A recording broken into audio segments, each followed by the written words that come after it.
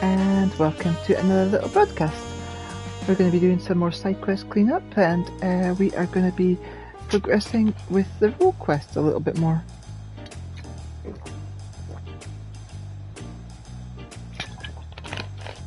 Speaking of which, I should be able to get some better gear for my jobs here. Let's see if we can get some better gear. I believe that the gear merchant is over here. There we go.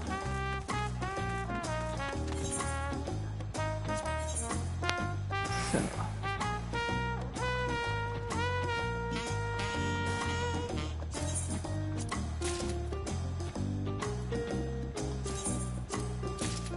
Let's have a look at the Dark Knight gear, because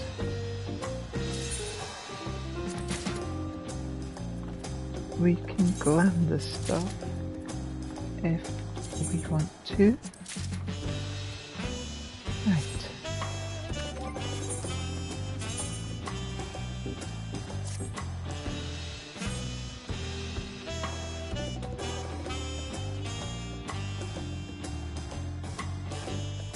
So this is the Dark Knight attire.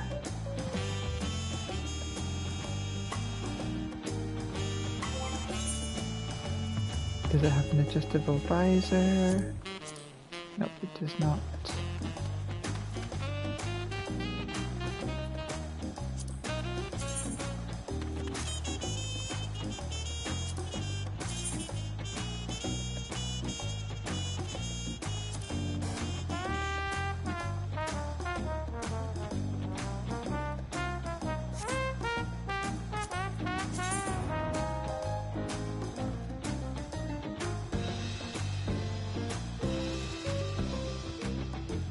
The robe does look nice.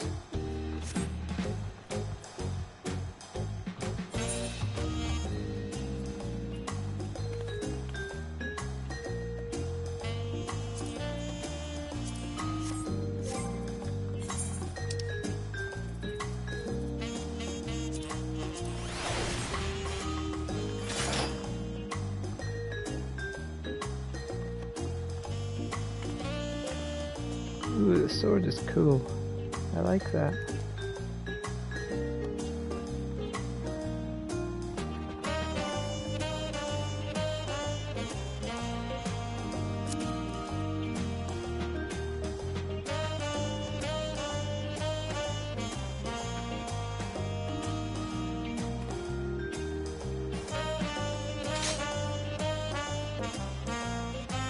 So basically, this is if you want to look like Frey.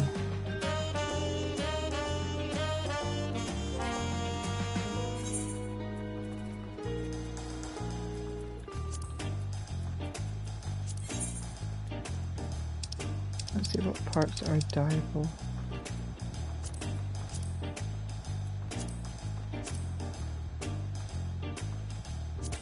Dye 2.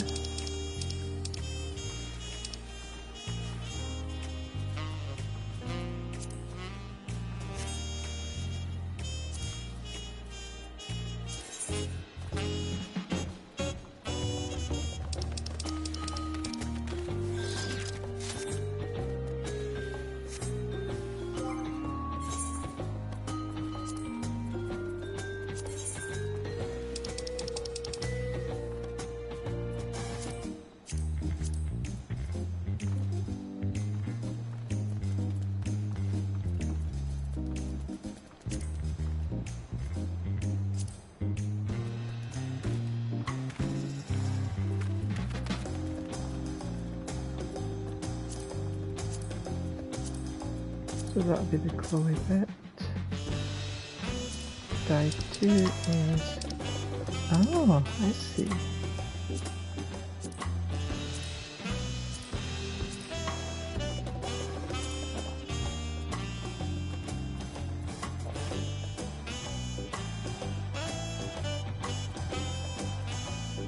It's pretty neat. Anyway, now that I have the map here.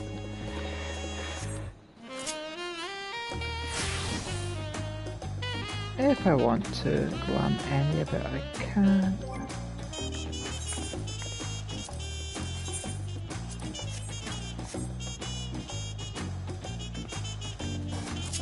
So there is another bit here that I need to grab, and that's for the Viper.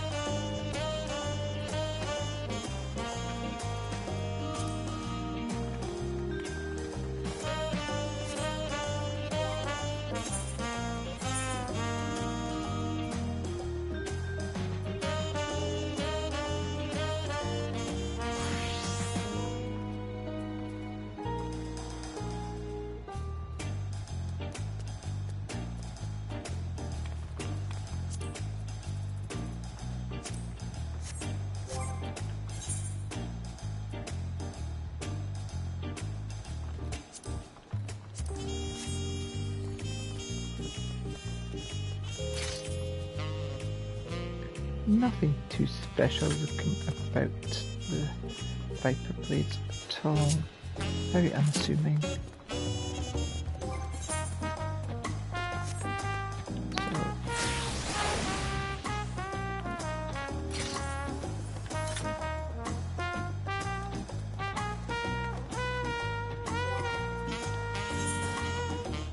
I don't have a port of a Viper yet.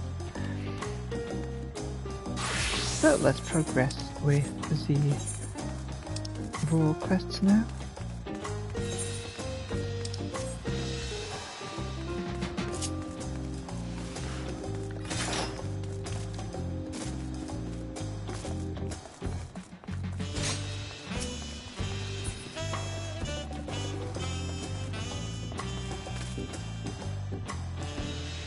Let's actually make sure this is broadcasting.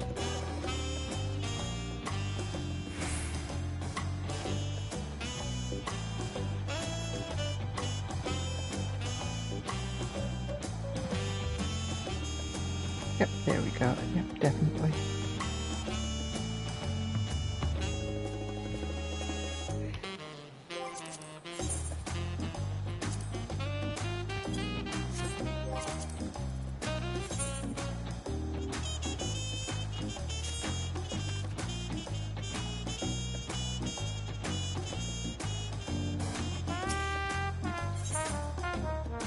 The young woman gazes into the horizon with a troubled expression.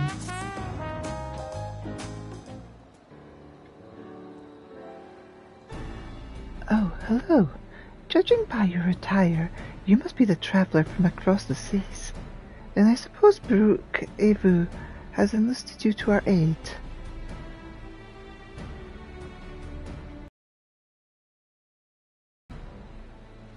That you were guided here safely must be the work of the brave Narwhal, who remains watchful even in this dire time. We are ever grateful for his vigilance. My name is Loazenwiki, and I hail from the northern reaches from Zaktaral, where even our breath freezes when caught in chilling winds. Our people revere a Tural Vidral of the Narwhal, whose essence rests in the cradle of the sleepless, our most sacred treasure. Though fathomless depths it swam without rest, protecting its home from any who would do it harm. Legends tell that the narwhal could place the burden of its fatigue upon another, and thus was able to maintain its vigil night and day. So too can any who possess the cradle lull a person, willing or no, into a deep slumber, all while avoiding the need for sleep themselves. Needless to say, such power could cause untold harm in the wrong hands. Thus was the greatest warrior of our village, Tentowa, tasked with crossing of the ocean and returning that which is most sacred to us.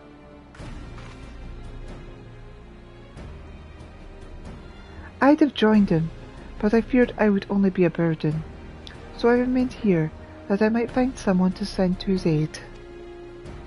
Tentowa has ever rushed bravely and blindly into the thick of things, leaving me behind to watch and worry.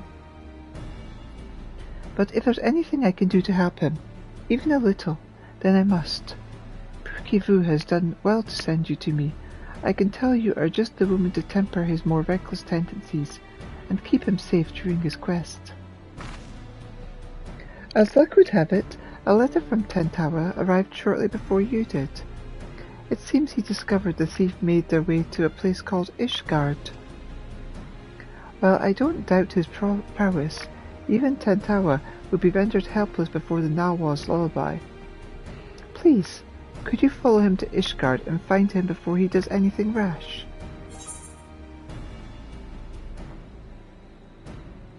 Ishgard is like a second home to me.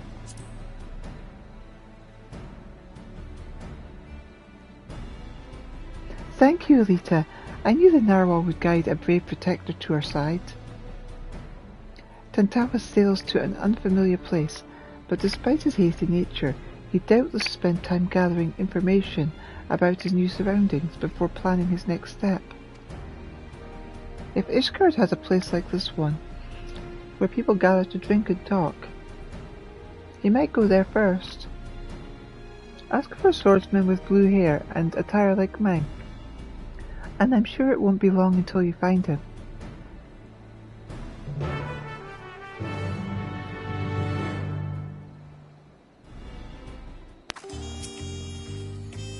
Tentowa has travelled to Ishgard and he's likely gathering information in the city's taverns.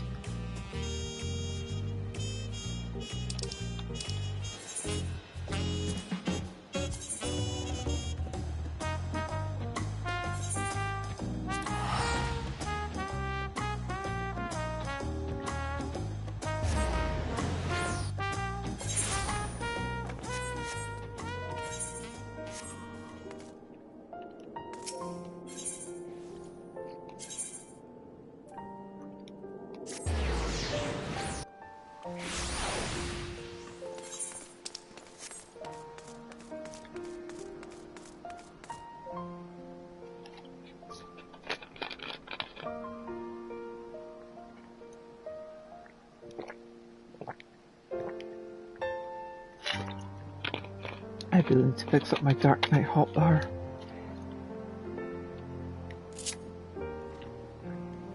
It got so messed up with the...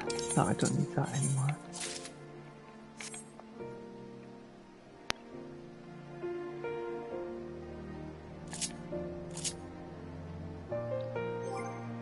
I go to...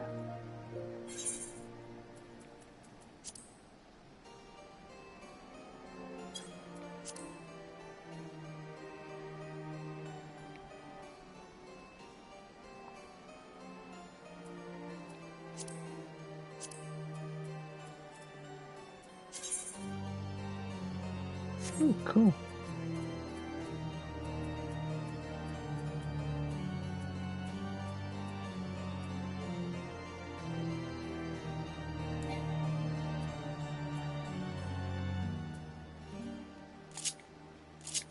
Yep, so that's fine.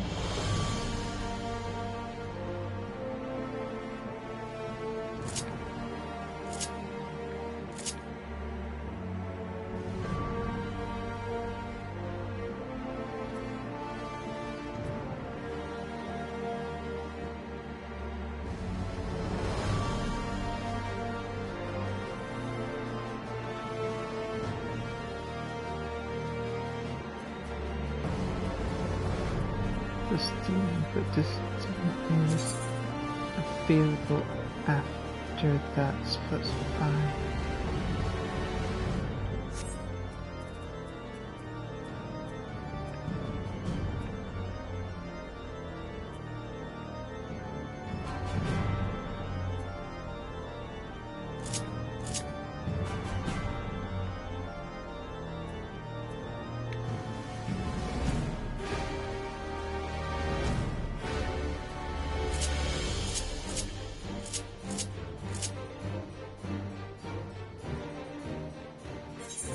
That's what I'm missing there.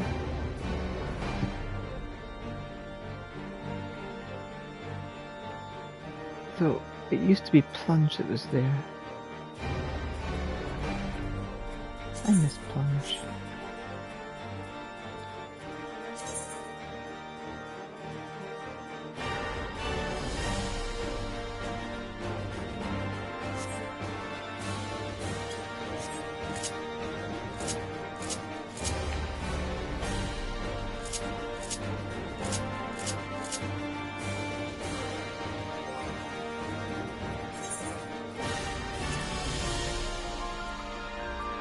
What weapon becomes to you?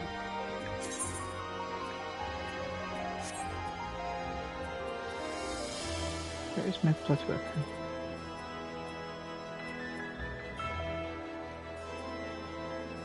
Oh, blood weapon is delete.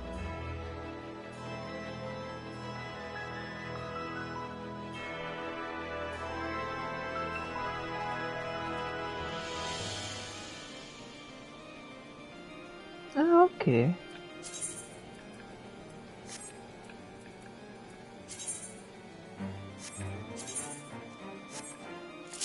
And I got both of those on.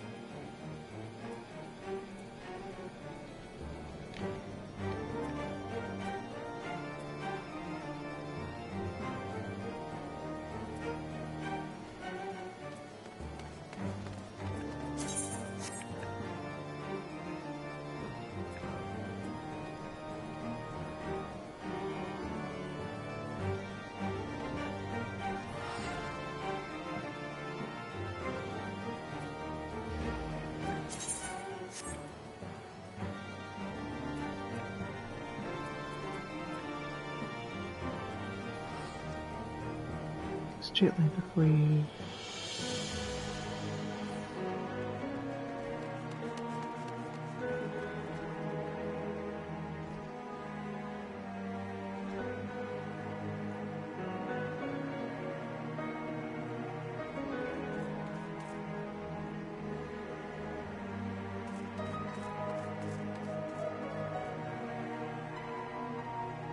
That's that one. Yep.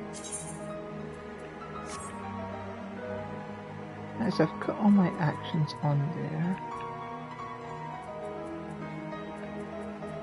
I might want to put Living Shadow on there now.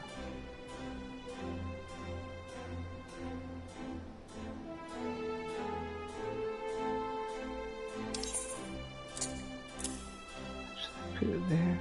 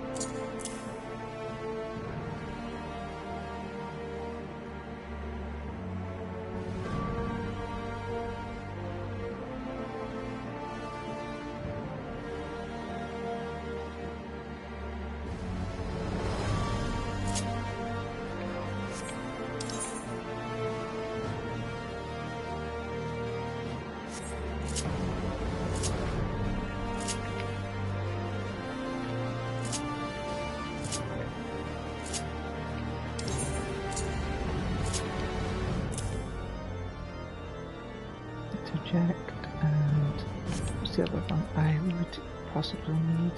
It is low blow.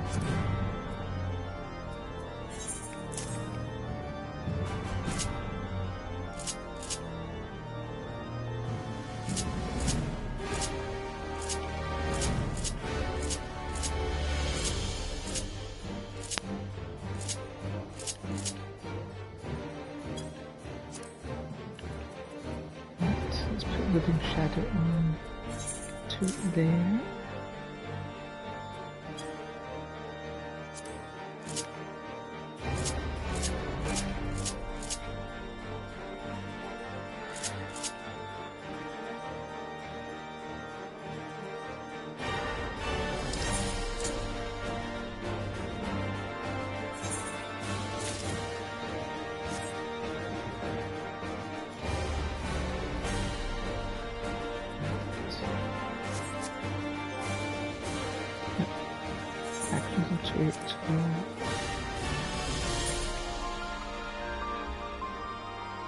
Interject and local.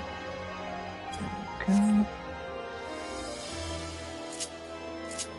So route 5.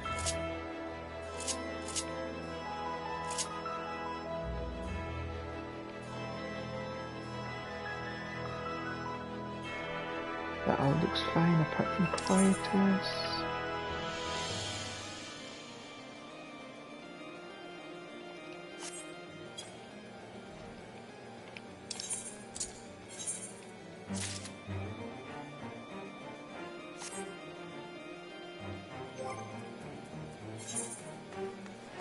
Quietus should be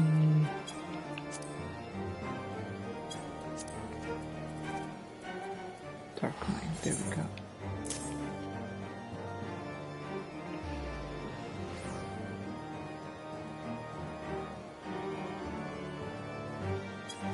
There we go. That's a bit better. Sorry about the delay there. I just really had to get this sorted out because it was blocking me.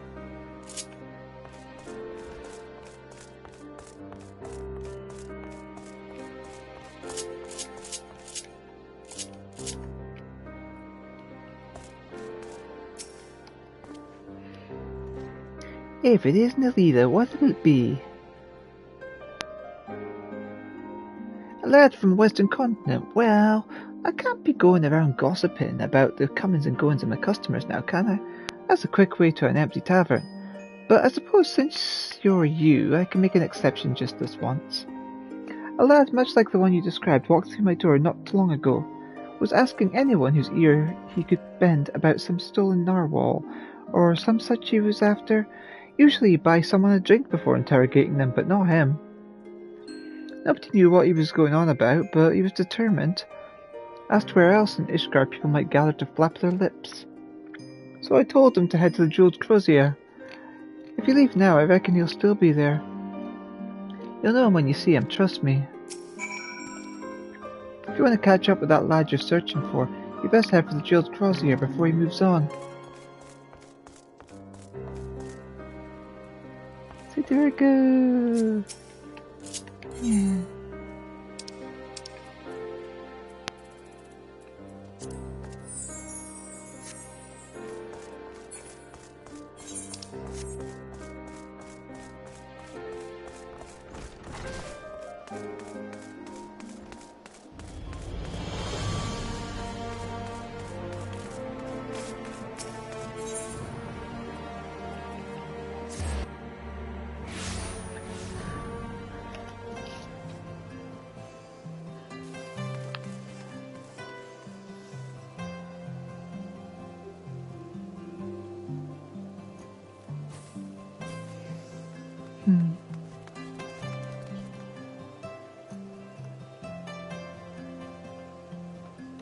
I always feel better when I have my little pendant on.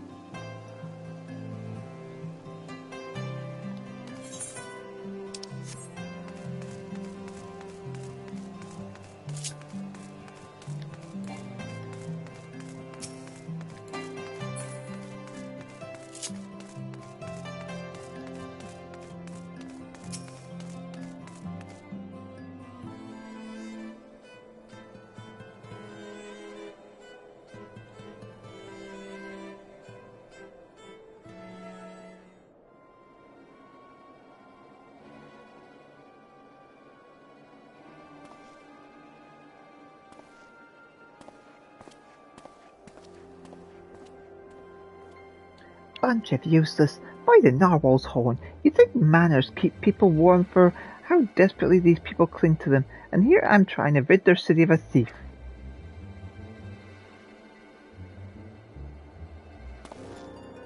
Yes, it seems you know me, but I don't think I've ever seen you before, I'd remember.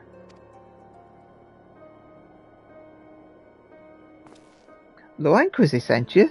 Even across oceans? She can sense when I'm in trouble? Well, I won't deny a helping hand, especially one with her blessing. I'm having no luck getting information from these people. Seems there are unwritten rules regarding favours that no one's bothered to tell me.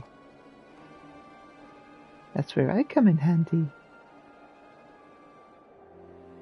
I know the thief travelled here, but that's where the trail runs cold. I thought it'd be only a matter of time until they used the cradle to commit some misdeed or another, but it seems nothing amiss within or without Ishgard's walls. I have only a description to go on, although it's availed me nothing so far. A woman of a race known in this land as Ellison. She has striking red hair and eyes the colour of rust. A scar dominates her forehead, and a mole rests upon her lips. She came to my village posing as a scholar, with the interest in the cradle. Although she gave us a name, I know it was just a lie, just like everything else that spewed from her mouth. The bounty of meat, vegetables, and fruit she offered was worth its weight in gold to us. After the cold snap we suffered last year, we couldn't afford to turn her away. But looking back, I realized how brazen her deception was. Although she wore the robes of a scholar, she moved with the poise of a predator. I marked her as a fearsome warrior the moment I laid eyes upon her. Of course, she wouldn't have been able to travel so far north on her own if she was unseasoned. So, I thought nothing of it at the time. It was my first misstep of many. That's all I know. It's not much, but if you've seen the smallest scrap of a clue in there, it might be a damn sight better than what I currently have.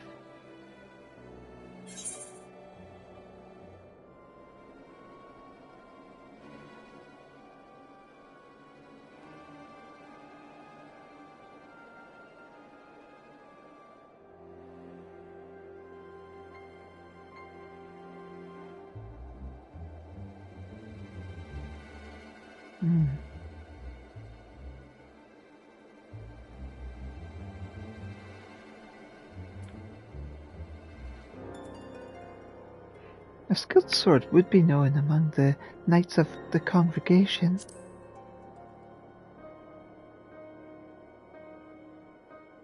Knights, was it? I suppose that's what you call these deadly-looking fellows clad in steel. Yes, you may be onto something there, but where would we find one willing to speak?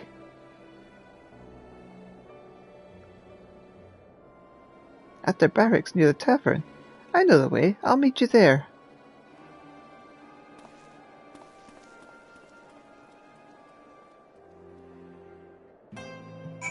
Interesting, I had choices.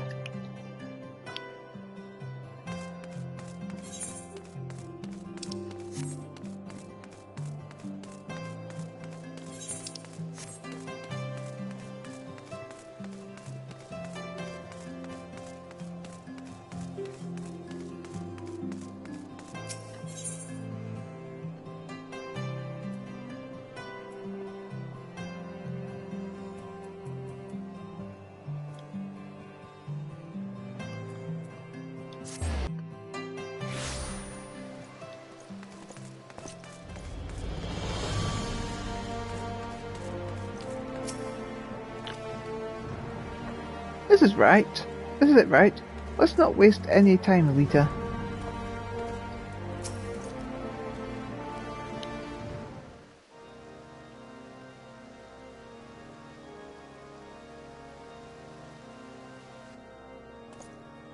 Why, Mistress Draconia, what brings you to the congregation?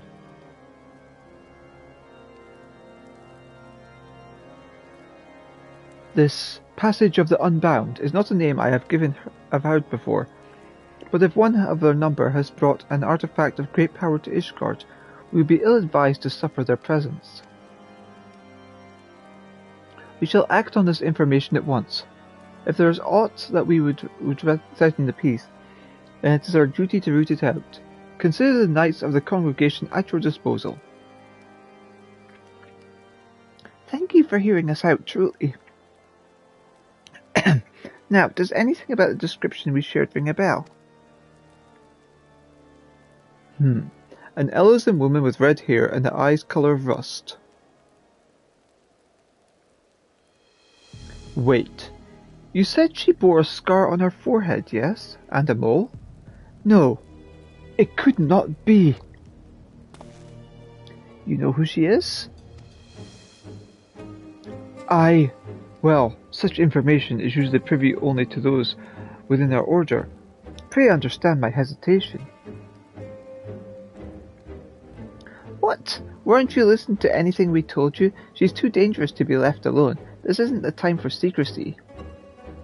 I know I'm a stranger in your city, but I can't stand by while innocent lives might be at risk.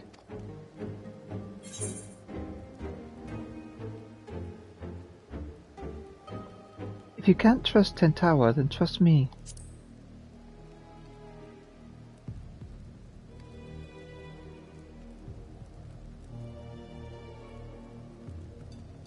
You are right, of course. If the hero who ended the Dragonsong War is not worthy of our trust, then who is? Very well. Master Tentawa, pray accept my apologies. Although you may not be Ishgardian, your desire to keep its people safe is plain to see. We shall place our trust in you as Mistress Draconia has. I'm glad we can see eye to eye. Now then, what do you know of this thief? Your description called back some old memories. Memories of a knight named Leofine. Merely recalling her story makes me ill at ease, for the mark she left upon our honourable order was black as pitch. None know of her whereabouts since she was expelled from the congregation. I had thought living with the shame of her deeds would be punishment enough, but if she now consorts with villains that would threaten the very foundation of order, then it is clear we can suffer her freedom no longer. I shall inform my superiors of this development, and suggest that the congregation does all in its power to track down Leofine, and place her in custody. If we learn naught of value, I promise to share it with you at once. Really? That's more than we could have asked. I suppose we ought to consider what to do in the meantime. Care to join me over there, Elita?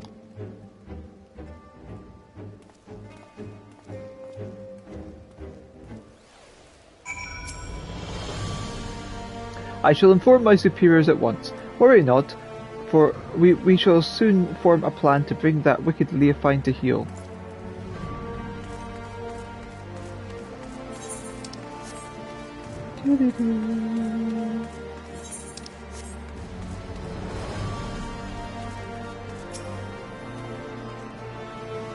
So, we have a name, Leofine.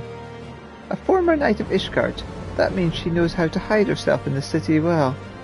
Grasping about at straws won't get us anywhere. My own unfamiliarity does little to help our chances. We may have no choice but to wait until the knights discover our lead. Nevertheless, I intend to spare every waking moment learning more about the city and its workings. As for you, I only ask that you be ready to move at a moment's notice. Until then, be well.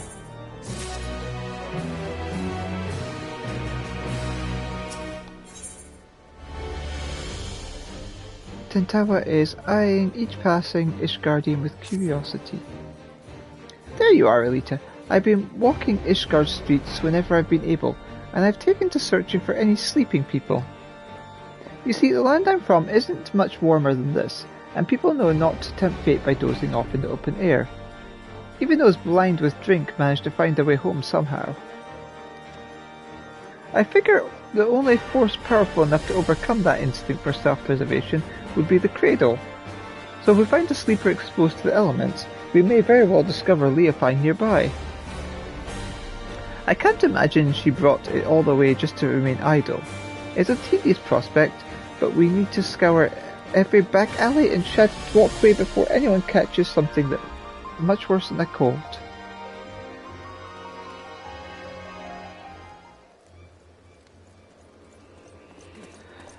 Mr. Draconia, Master Tentawa, I bring good tidings. The Temple Knights wasted no time in distributing handbills across Ishgard containing Leofine's description. These efforts have already borne fruit, but we but recently received a report of someone matching her features being sighted. Really? Where? She was sighted near Captain Dragonhead by a patrolling sentry. He described a woman with red hair and a distinct scar on her forehead. The outpost can be reached by passing through the Gates of Judgment and heading east. Once there, speak with Sir Eugenox for the full report. I knew she'd show herself. Let's hurry, Elita.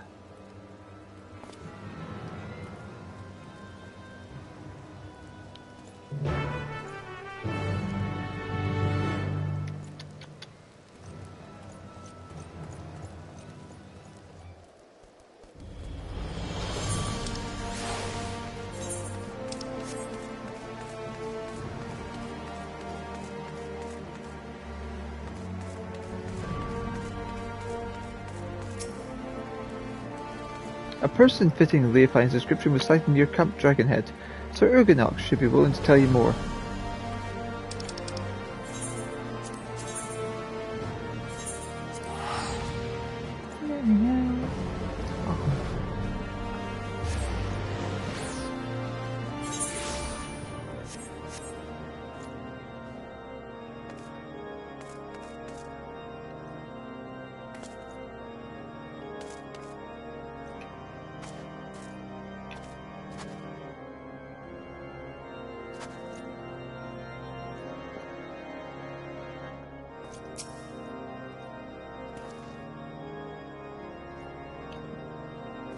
This must be him.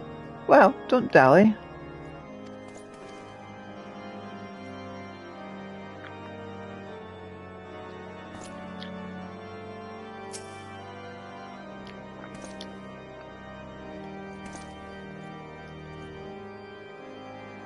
Ah, I was informed that you were on your way. This is concerning a report of one of our sentries, yes?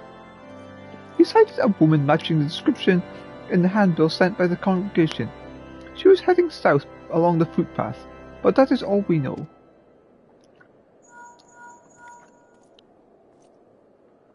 Yes, this is Eugenox.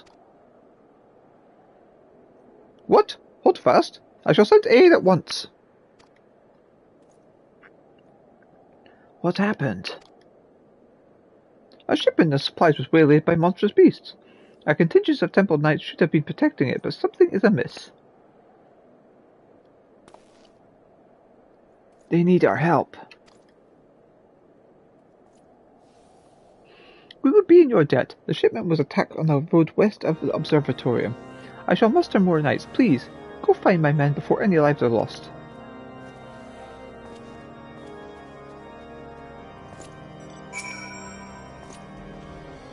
The supply shipment was struck on the road west of the observatorium.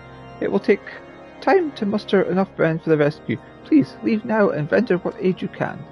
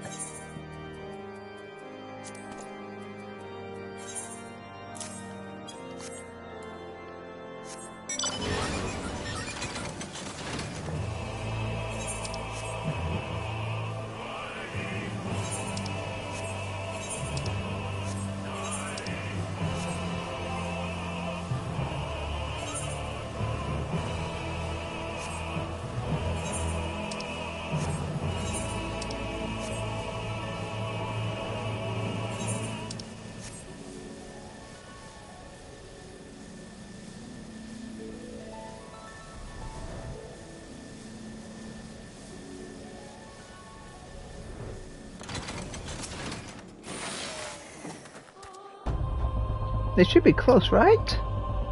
I'll search the other side of the river. Elita, you search further down the road. And keep your weapon at the ready.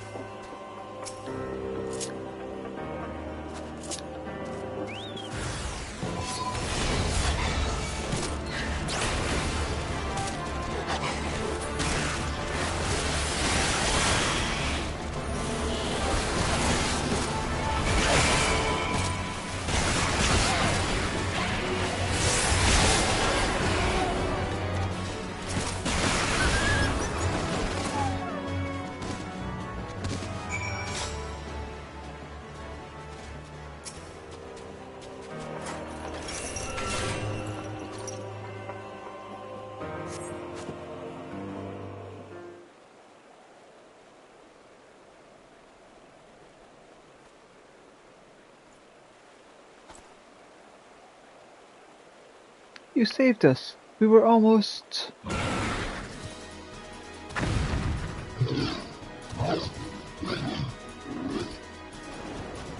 You won't be feasting today.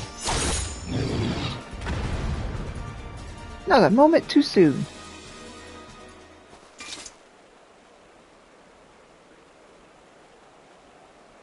The wide eye watches eternal, and eternal is the sleep it bestows.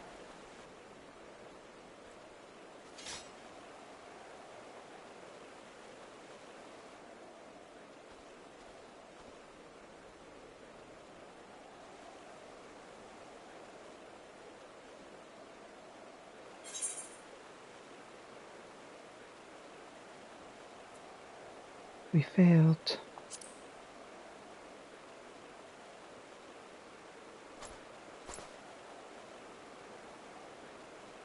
No, they're not. Just look, they're asleep is all.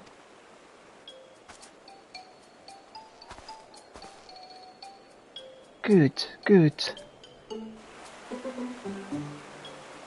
Our trusty chocobos suddenly became unsure on their feet, and the wagon toppled to the side of the road. There was nothing to do for it but fix the damage on the spot. The temple knights went to secure the area, but before I knew it, each and every one of them had fallen asleep where they were standing. Then the beast attacked. It was just me before those snarling fangs.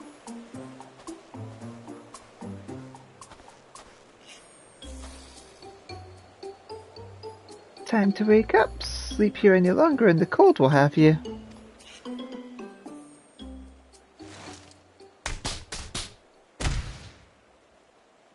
Uh-oh, what happened?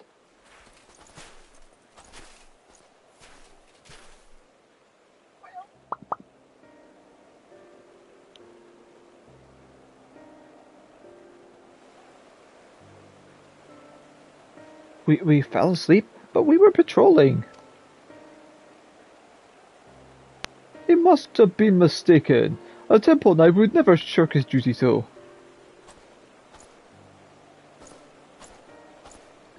Are you calling me a liar? I saw you fall off on your arse with my own eyes. If not for Sir Huguenot's quick response and bravery of those warriors, we would be food for the vultures by now. The congregation will hear this delegation of duty, you can be sure.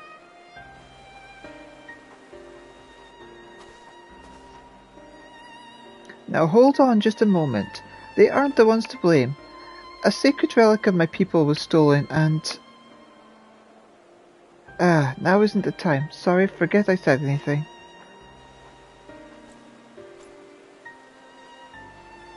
Whatever dizziness overtook the chocobo seems to have passed, so I'll resume my journey once the carriage is repaired. Assuming my guards are quite refreshed, I believe we can make it on our own. Please return to Camp Dragonhead and warm yourselves.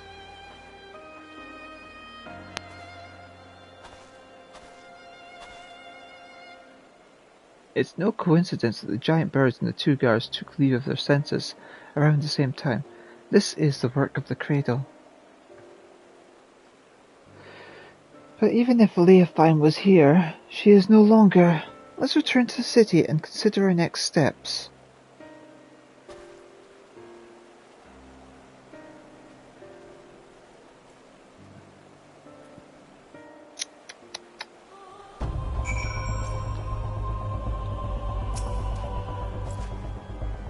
You said that knights from Camp Dragonhead are on the way, yes? Then I believe we shall have some ample protection for the remainder of the journey.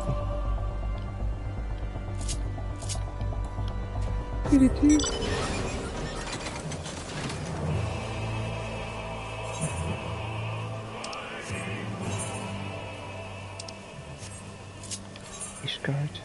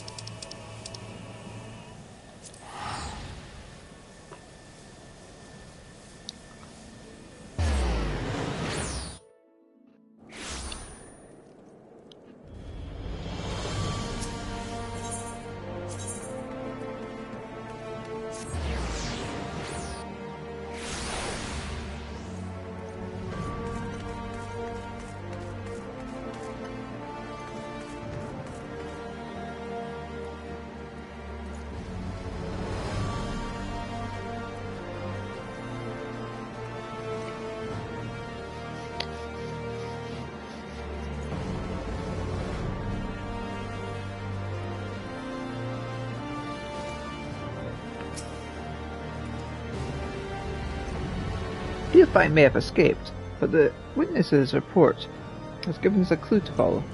Thank the narwhal for guiding us swiftly to the knights.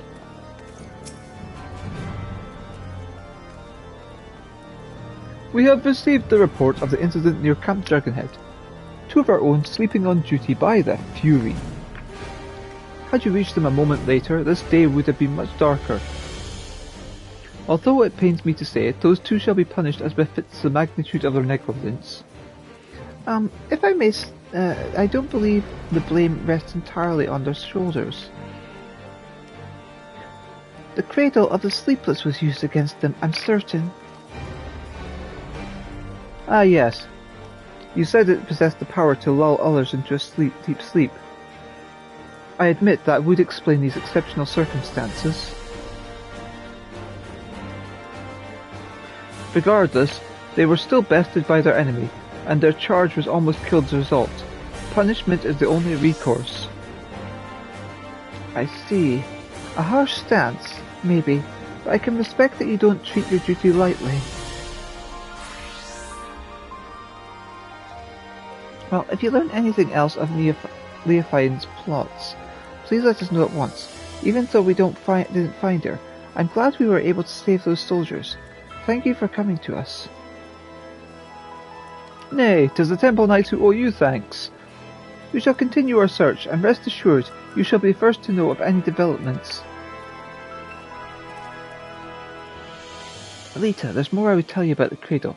Things I should have told you sooner. Join me over there, and I'll do my best to fix that mistake.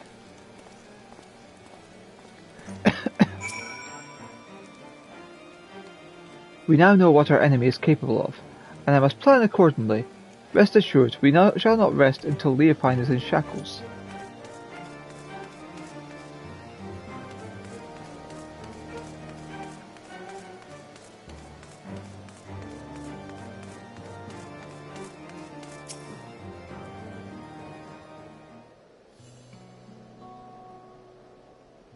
Now that you've seen with your own eyes what I've only been able to describe, the narwhal's lullaby could put even hardened warriors into a restful slumber. They may as well be defenseless as a newborn babe, but even with such power, my people have never used it to attack our enemies. Its sole purpose has always been to keep a single person awake. An eternal guardian who would never sleep, never rest, the Wide-Eye. Me. For 10 years I've been awake, training day and night to gain the strength I have now. The strength to shield my people. Of course, another must receive the weariness I cast aside. The Shut-Eye. You've met her, in fact. Luzenique. As I've been awake these 10 years, she spent the better part of her days in a deep slumber. Her brief periods of wakefulness are spent exercising and eating so her body doesn't waste away. And so we've barely spoken, despite how much I depend on her. When we were young, we'd spend our days exploring the mountain paths, but that time is long past. Telling you all this now, I realize how very little of my life has been dedicated to my own pursuits. Lozanque and I have both devoted ourselves entirely to the protection of the village.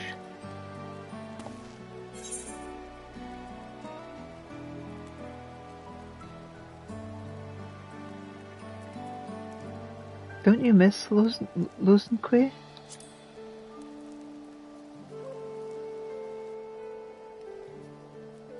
I do. I see her only when I have to use the cradle, and even then she is sleeping. I barely remember what her smile looks like. A life unencumbered by sleep might seem like a life of freedom, but if those you care for the most aren't there to share it with you, it can feel like a prison. But we don't have the luxury to dwell on regrets.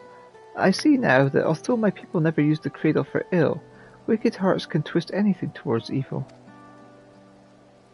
And that's something I can't tolerate. The very thought that this might happen again makes the bile churn in my gullet. We must bring Leofine's schemes to an end.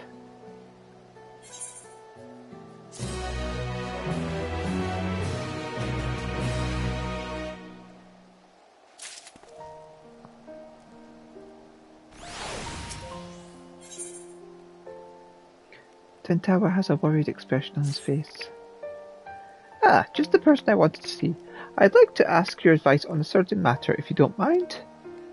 It's been a while since my last letter to Lois and Quay. I wanted to wait until I discovered something worth sharing to write her, but we're completely in the dark. I don't want her to worry, but I don't know what to tell her.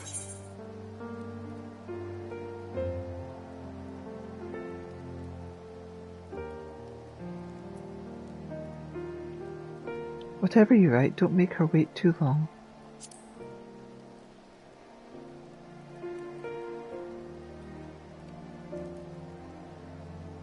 Good advice, as usual.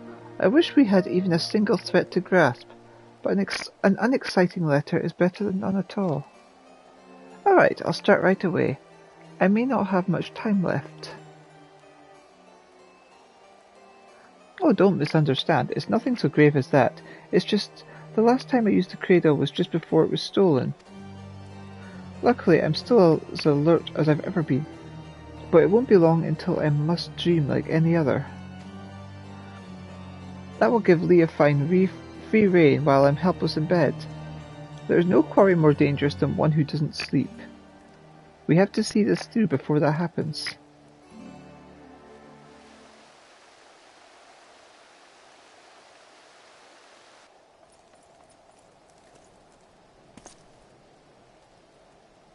Mistress Draconia, Master Tentawa, we have received reports that several groups of Temple Knights have fallen afoul of what can only be your stolen artifact.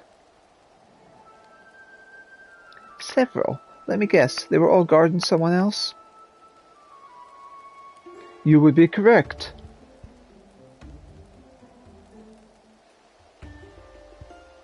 It is the duty of a knight to protect those who cannot protect themselves. If we fail at even that most basic function, then our honour means nothing.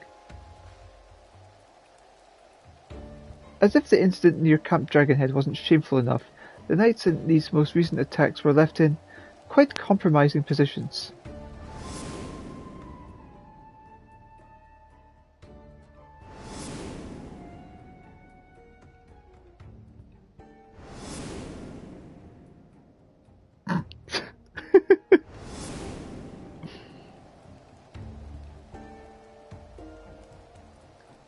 Yet the weight of embarrassment is a trifle compared to the guilt we would bear if any innocent came to harm.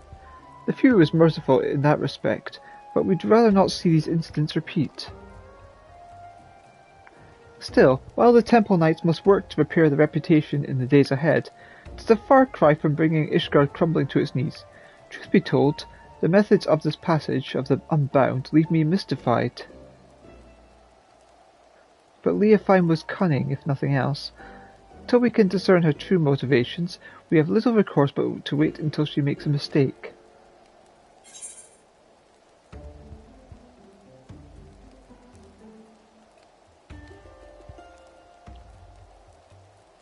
Perhaps she gets her jolly seeing people humiliated.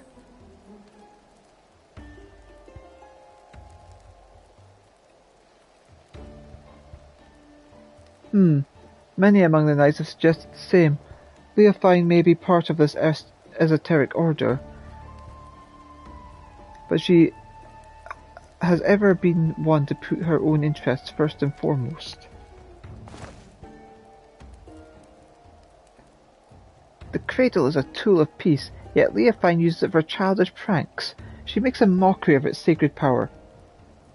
We have to get it out of her clutches. And to do that, we have to start asking the right questions. This new information makes me wonder, why has she focused her attention on the Temple Knights?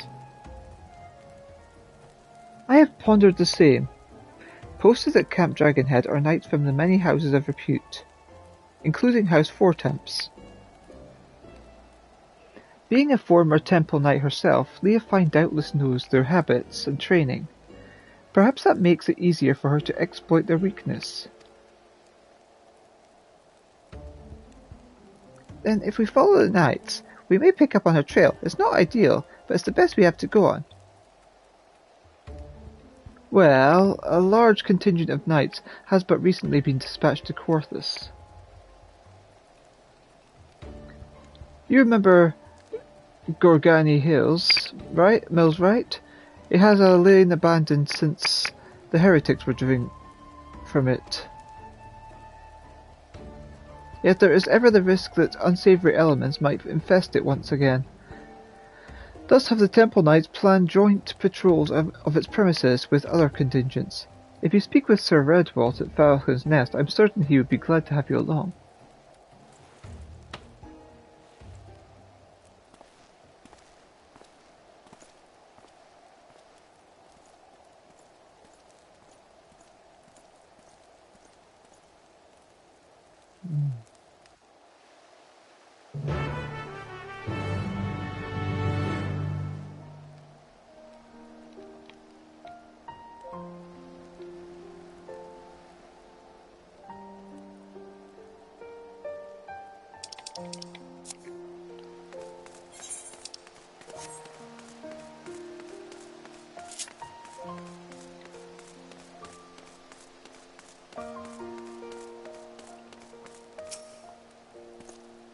Falcon's Nest is the charge of House Duradane.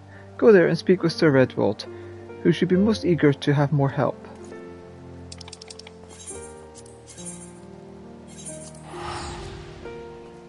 Falcon's Nest! Woo!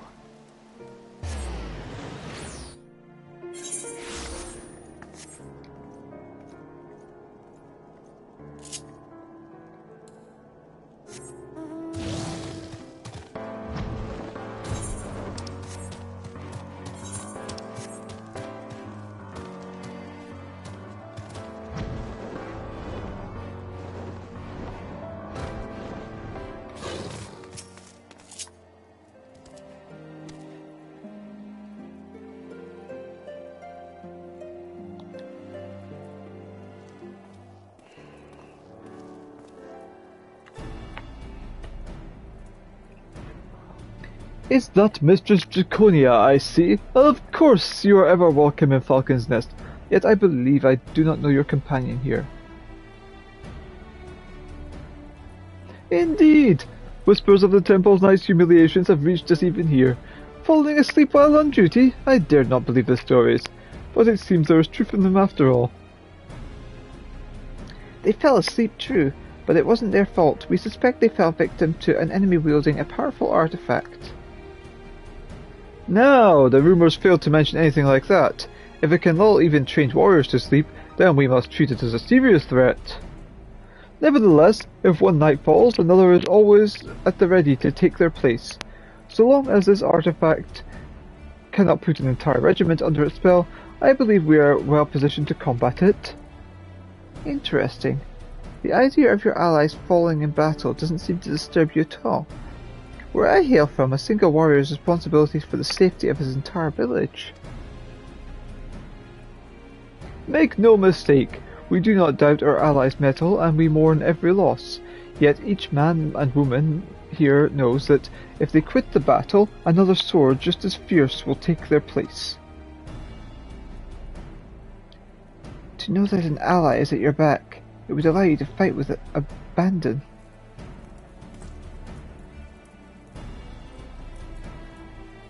Now, you believe this Leofine might take interest of our activities at Gorgon Mills, yes? A party has already left, accompanied by a group of Temple Knights. If your suspicions are correct, then they are at risk. I would ask that you follow in their tracks and ensure that they have not fallen victim to foul play. The mills can be found to the north, just across the Black Iron Bridge. The party should be arriving there soon, conditions permitting. We have to reach them before Leofine does.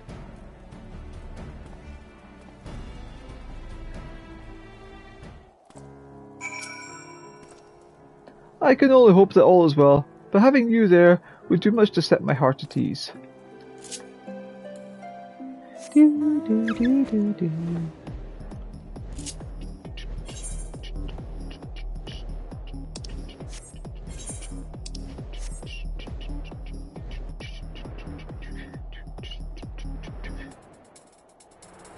So lay there foul and fair. Every secret, every odyssey, answers unfold. One with the truth divine by my guiding hand. Perfected we stand. I won't be denied. You find a full till the end. Cast down forevermore. I create, manipulate your kind in my image, my chosen ones. For you, the time has come, the sun is setting. Say good night. Oh, I can't make that up. We're too late. They're fast asleep. But Redwald gave the impression there were more. These knights must just have been the lookouts. We should awaken them, but keep your eyes peeled for Leofine. I'll rouse these ones, Elita. You search that building yonder. They haven't been left in embarrassing positions, but this bears Leofine's mark all the same. I'll rouse the slots, Elita. You search that building over there.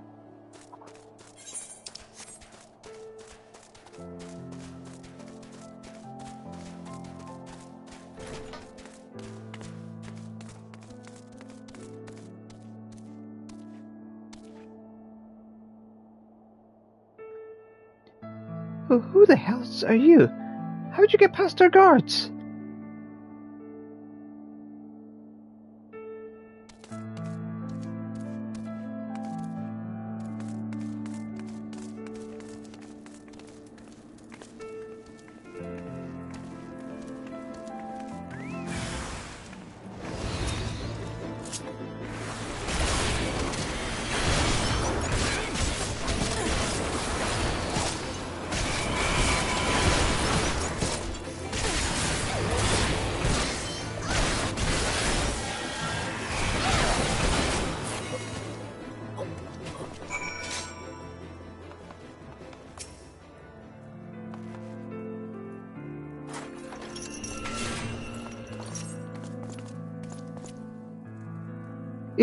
It's you!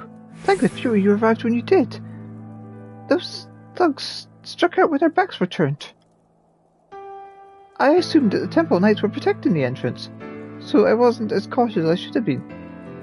Were they killed? Sleeping? I've heard the stories, of course, but I didn't think they were true. Whomever's behind this, I'm sure they didn't count on you showing up. For now, we shall tend to our wounds and then finish our inspection here. Mr. Draconia, I ask that you join the knights outside and wait until we're finished.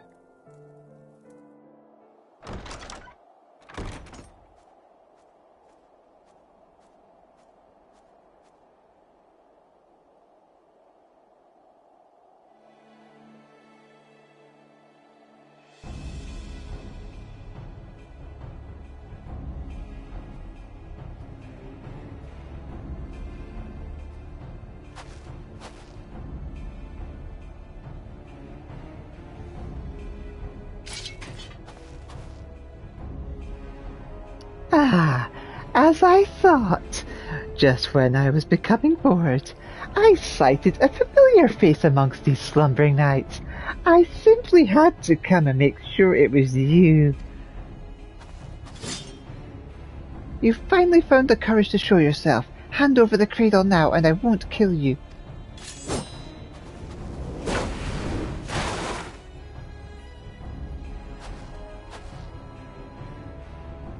What did they call you again?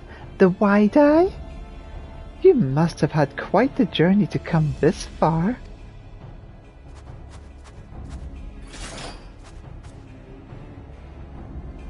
Be careful, Elita. This is our quarry. The thief who stole the cradle of the sleepless.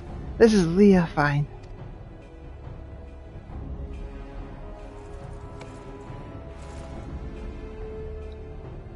That is your ally? Where are their nimble hands? They may seek your artifact for themselves.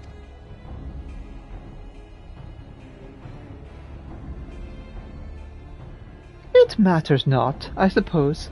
Before you both throw your lives away, I suggest you think for a moment. Is the cause you fight for worth the sacrifice? So few of us know true freedom. Is there aught you would grasp with your own hands? Do so before they wither and your eyes shut for the last time. The codes and rules that would bind men are mere illusions. Open your eyes, truly open them, and you shall see a path all your own. Only a fool would waste their life in the struggle of another. Quit spouting nonsense! Nonsense, perhaps. I am here because of another, after all.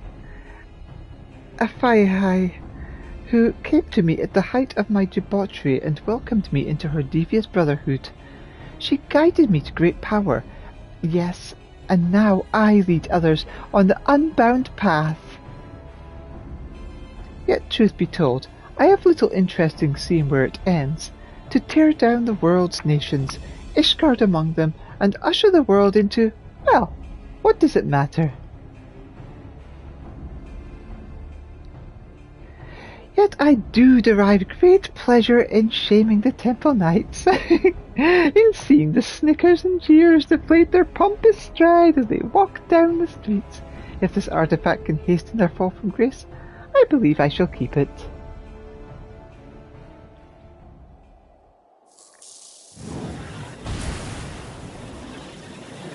I know the path I walk, the one that leads to your downfall. And I won't abandon it.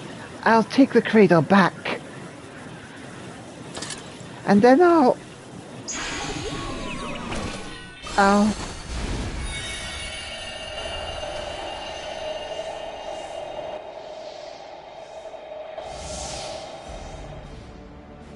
Oh dear, you seem to have lost your train of thought. I know you cannot hear me, but if you want your artifact back, I might suggest stealing it from me whilst I'm asleep. But considering the burden I've just passed to you, that opportunity may not come for some time yet.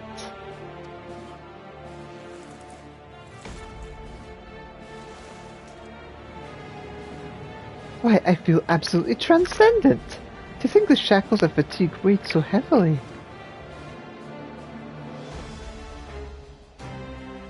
Alas, it appears the artifact needs its own repose of sorts. No matter, I have learned more than enough to take my next step. See to it this lot is disposed of. 'Tis the least you can do for the freedom I have given you.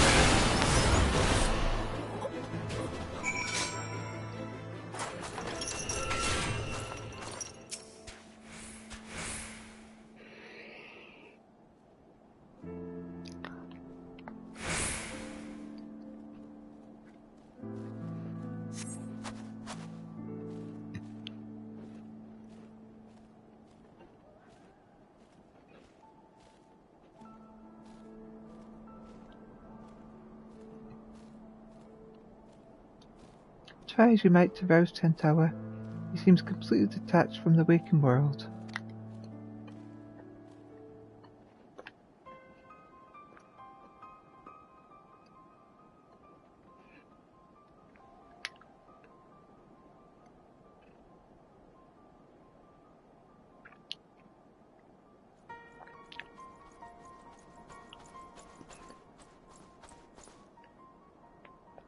It looks like you saved us twice today. Thank you.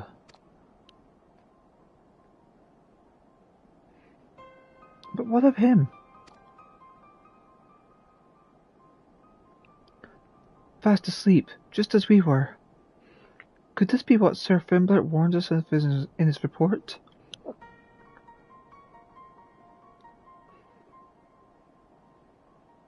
I see.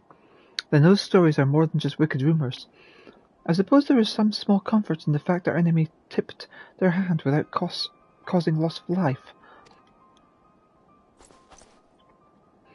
While the drowsiness made my eyes heavy, my ears could not mistake Leofine's arrogant voice. She would not scruple to attack former comrades in arms, and she has fallen farther than I dared imagine. Yet we bear the blame for allowing her to get the upper hand, and in so doing we put innocent lives in danger. Another black mark on our order. 'Twas only thanks to you and your companions' efforts that the snow was not stained red this day. At the very least, allow us to carry him to the congregation. Our work here is done, so we shall accompany them as far as Falcon's Nest, Elita. Pray return to Ishgard and look after your friend.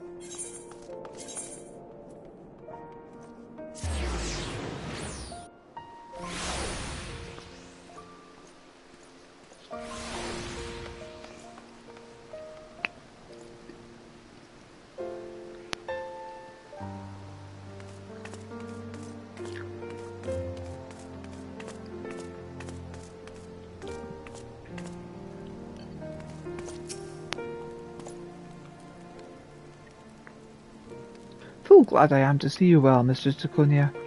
I understand you come fresh from an encounter with none other than Leofine. Master Tentawa now rests on the second floor. We shall stand vigil by his side every moment until he opens his eyes again. We should not have long to wait, but if you wish to check on him, please do so at your leisure. There is another matter to discuss. Just before your departure to Gorrigan Mills, it seems there was another incident. A group of criminals were released from their cells, their guards found in a deep sleep. Doubtless Leofine was behind this. And doubtless the ruffians you clashed with were these self-same criminals. Leofine is gathering those who bear a grudge against the Temple Knights to her side, and using this animosity to her advantage. We now know for certain that Leofine is the mastermind of these attacks, and that her aim is to chip away at the very foundation of the Temple Knights, our honour. When I shared these revelations with my superiors, 'twas decided that none would speak publicly of the artifact and its powers. The passage of the Unbound seeks to overthrow the nations of the world.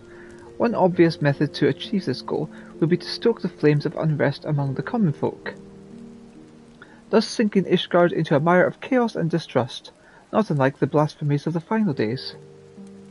So long as these failures are placed squarely upon the soldiers of the Temple Knights, we can avoid fomenting a more abiding mistrust in the nation's very core. For Ishgard's peace, I would gladly suffer any disgrace. The question remains as to whether we can apprehend Leofine before she tears our reputation to tatters. While Master Tentawa slumbers, it falls to us to search for clues that might point to her whereabouts.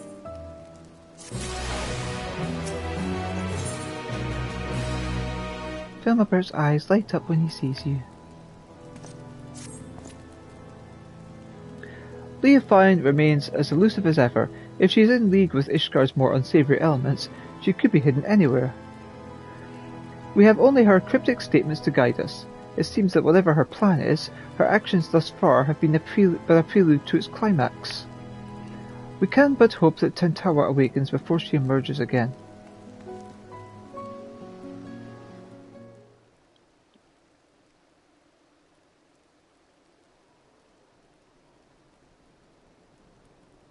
Elita, you there? There you are.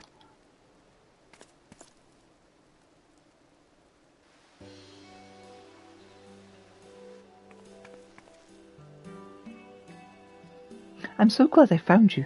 I was starting to think I was in the wrong city, but the narwhal guided me too. Oh, you must be the maiden Tentawa mentioned. You hail from the same village, yes? I am Filmabert of the Temple Knights. 'Tis an honour to meet you. Ah, Tentawa wrote about you in his letters. I'm Lozenquay, and the honour is all mine.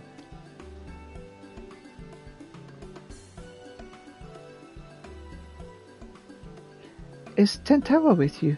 I haven't received a letter from him for some time, so I came here to check on him myself.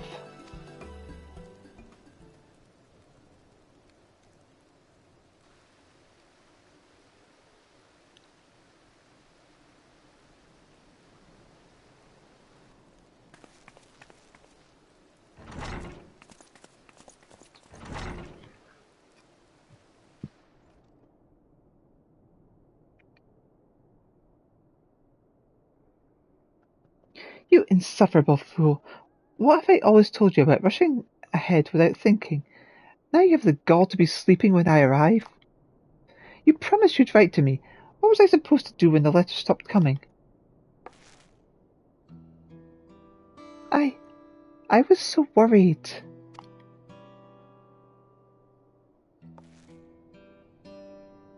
At least I can take some small comfort that he appears to be otherwise unharmed. I take it you're to thank for that, Elita?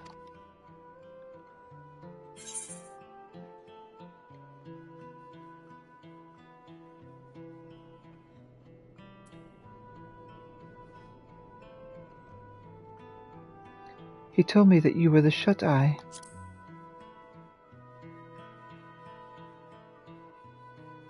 Yes, that's right.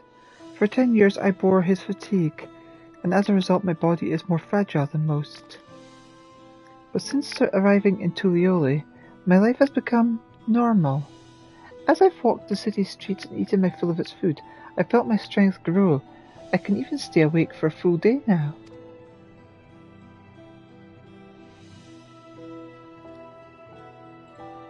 Do you know why Tentawa sleeps so soundly? The reports of other incidents indicated that those affected awoke in a matter of moments. Yet Tentawa shows no signs of stirring. Well, I'm sorry, I can't say for certain. But I do know the stories of those who came before me. More than one shut-eye has fallen into a deep sleep much like this. One so absolutely they become deaf to the outside world. With no means to sustain their bodies, they would waste away if left alone. So our people found a mixture of herbs and other materials to help usher the shut-eye back to the waking world. What could possibly be strong enough to bring back someone back from this? We call it spring dew, and the secrets of its making are passed down through generations. Each drop acts as a ray of sunshine in the darkness of sleep, a beacon for the dreamer to follow. I carry some of the ingredients on my person, but others must be gathered fresh. It won't be an easy task, but I'm certain it will save Tentawa. I don't know their Eorzean name, but one of the flowers blooms a striking yellow, and grows only where the mountain peaks soar above the clouds. Being so close to the heavens, it drinks in the sunlight, and its petals cleanse the body and promote wakefulness. In the churning mist blooms a yellow flower called a dandelion. In no other place in Eorzea can one be closer to touching the sun. Good. Next we'll need the saliva of a beast we call morbals. And the thicker it is the better. The pungent odour could wake the dead. Ah, I know them well. Morbals are not an uncommon sight in the Draconia hinterlands. A mature specimen should possess saliva with the desired effect. The prospect of gathering it, however, is an unenviable task. Once we have those 2 ingredients, mixing them with the rest should be a simple matter. Do you think you could procure them, Elita? I think the smell of the morbid saliva would wake someone up. Oh, your confidence is reassuring. Since the morbid saliva must be the fresher of the 2, I ask that you climb to the heavens and pick the dandelions for Tentawa.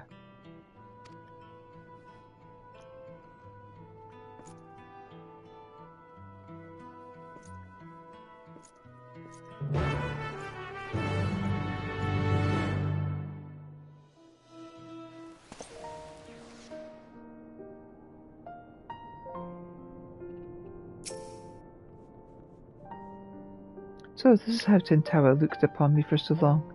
The sight is unsettling, I admit. Please, Elita, come back soon. I want to hear his voice.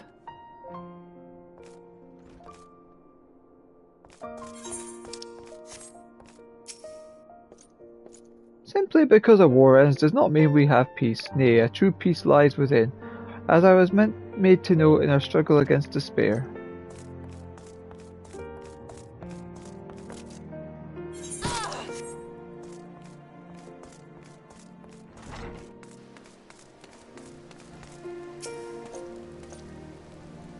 To think that Mistress Losenquake crossed the ocean just to check on her friend's well-being.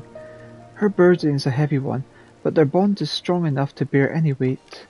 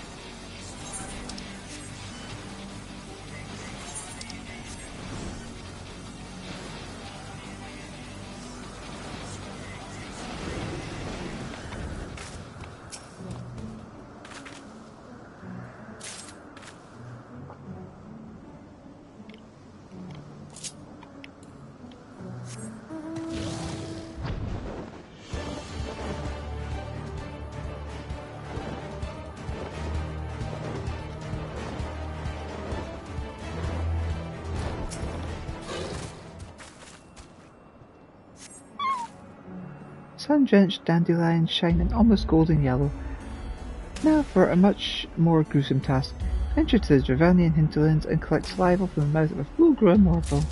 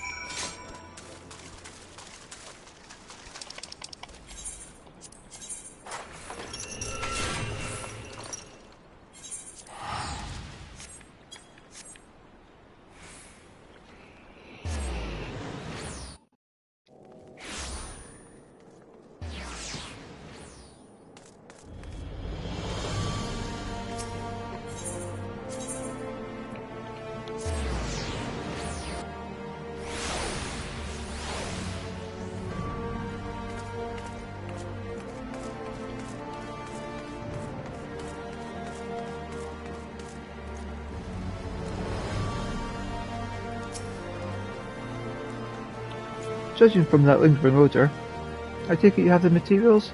I doubt anyone could sleep through such a potent mixture, but we'll soon see.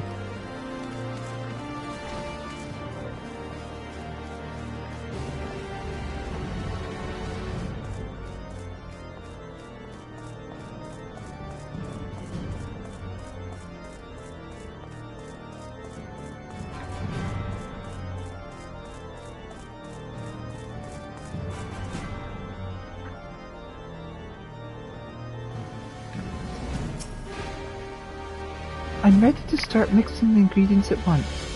That is, of course, assuming you brought them with you. Found blooming among the floating isles above Eorzea, the petals of this dandelion glow almost as brilliantly as the sun which nourishes them.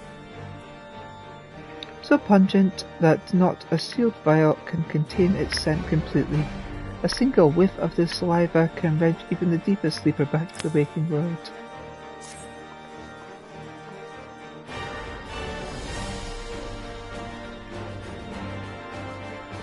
These are difficult to acquire at the best of times, so I thank you for gathering them so quickly. I shall get started immediately.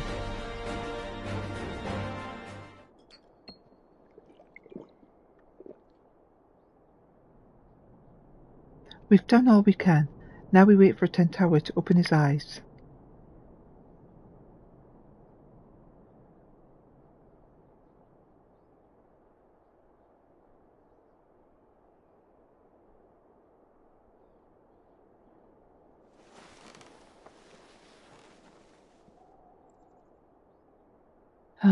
Where am I?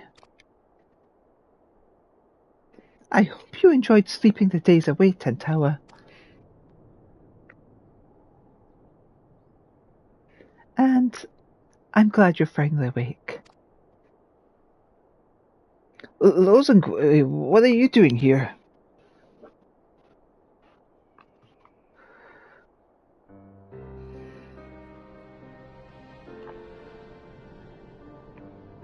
I see. So Leofine wielded the cradle against me, and while I was tucked soundly in bed, Lozengui came all this way. Curse my weakness! Just when we had her, just when I was needed the most, I failed. For 10 years I endured countless trials, and when the time came I couldn't even swing my damn weapon. It's not your fault, Tentawa. If anyone's to blame for what's happened, it's me. No, I won't hear it.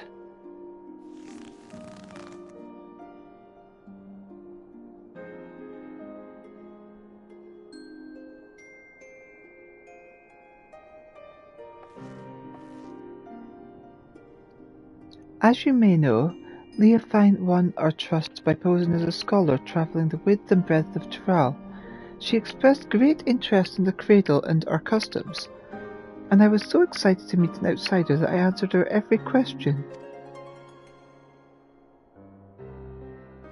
I told her that the Wide Eye keeps the cradle with them at all times. And then she hatched her plan. She took me hostage to draw out Tentawa. While Lozengui was sleeping, Leofine snuck into her chamber and held a blade to her throat. I had no choice but to give her what she wanted, the cradle of the sleepless. I put Lozengui's life before the future of our people. It was at that moment I became unfit to be their guardian.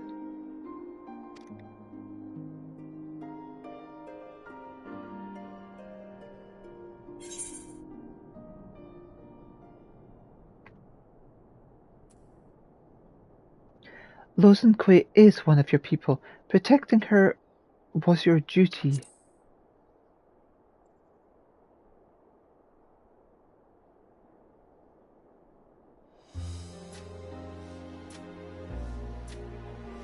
Thank you, Elita. You know just what to say. That was the only way to see a future where none of my people came to harm, especially Lozengui.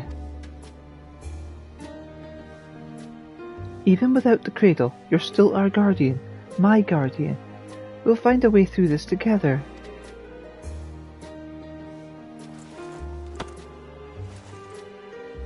seeing you in such high spirits lifts my own.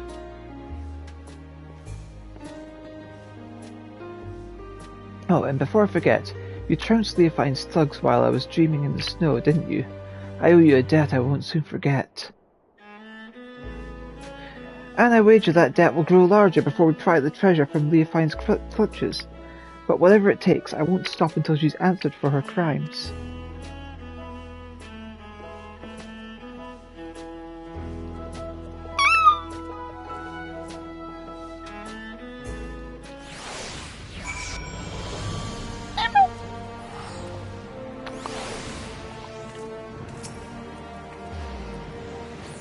I'm embarrassed to admit that was the first time I've ever created the mixture.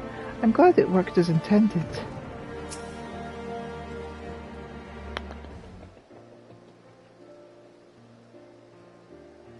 You know, while I was sleeping, I dreamed. I saw Lozenquay and I's children. Nothing particularly interesting happened. We just whiled the days away without a care in the world. I'd forgotten what it was like to dream.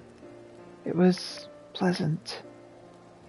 I can remember wanting to stay there, to never open my eyes again, but of course the moment I gave form to that thought, I opened them, and Lozenquay was there.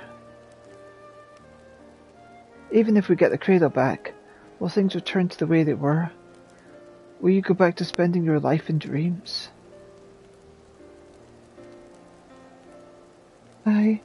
I suppose so. It's my duty as the Shut-Eye, after all. Your duty? And was it your duty too that compelled you to come all the way here to Ishgard?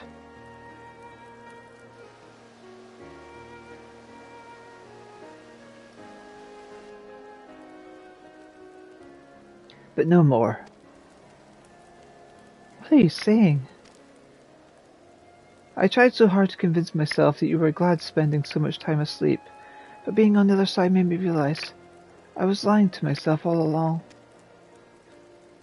I don't want to return to a life where you and I are bound together, but always so far apart. I want to go back to those happy days, when we were by each other's sides.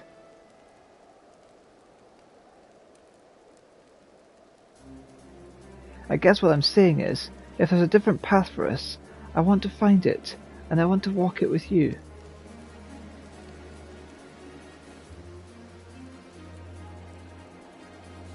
But not yet. First we reclaim the cradle. And when we have, we'll take our first steps towards that new future. I promise. I must confess, I haven't felt the same since I woke up. I know I was in that bed for a while, but instead of feeling refreshed, my body feels weaker somehow. It's almost as if my very strength was sapped the moment the treasure was turned on me. I can't even grip my weapon properly.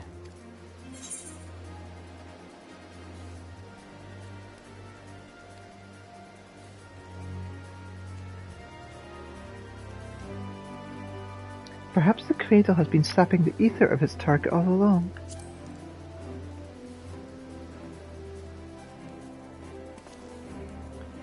Then does that mean the cradle has powers we don't know about? Not exactly. It may just mean the cradle works differently than we thought. Its wielder might not pass on their fatigue. Rather, they absorb another's vigor. The end effect would be the same. The cradle's wielder can go on without sleep, and its victim loses the strength to even keep their eyes open.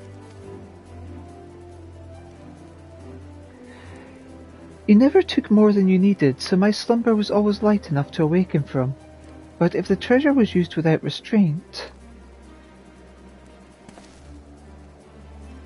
If we've had this realization, it won't be long until Leofine does, too. And then it will be too late. We have to root her out. But I mustn't rush ahead blindly, as Lozenquay never tires of telling me. I feel nearly as weak as a child right now.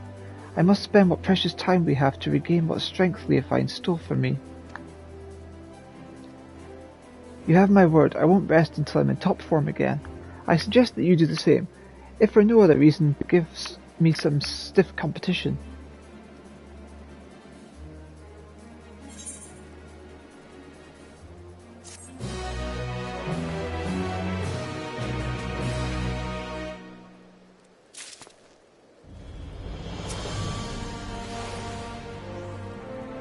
I don't have enough ingredients to make a spring dew again. We'll have to deal with Leafine before the Cradle's power returns.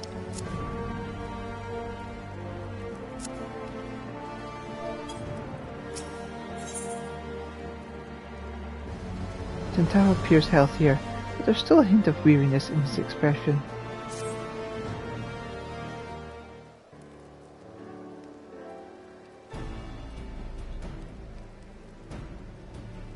You're looking strong today, Elita.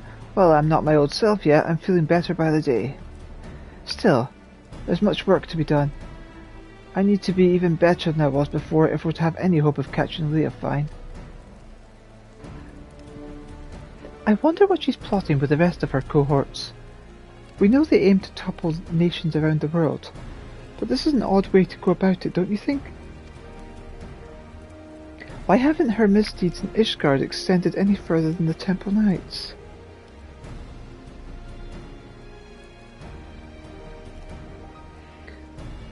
We've pondered that same question. Our best guess was that a former Temple Knight herself. She chose them because she knows how to exploit their weakness. She's using her knowledge as her weapon, and we need to equip ourselves likewise. If we can learn more about her, we might be able to anticipate her next move. A good plan, but I admit I have no idea where to start. Should we ask Filmabert? I already have. He said that while he never knew her personally, the knights in her old squadron might be able to shed some light onto her past. Some of them even now patrol the city, and Filmbert was a great help in telling me where they might be.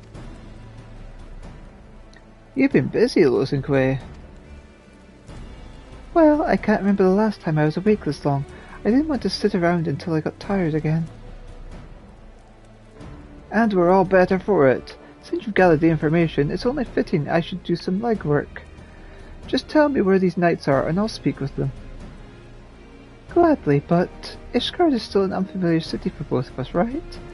Although Filmabert told me where to go, the names of these places mean nothing to me. Luckily, we have Elita to guide you. You'll go with Tantao, won't you?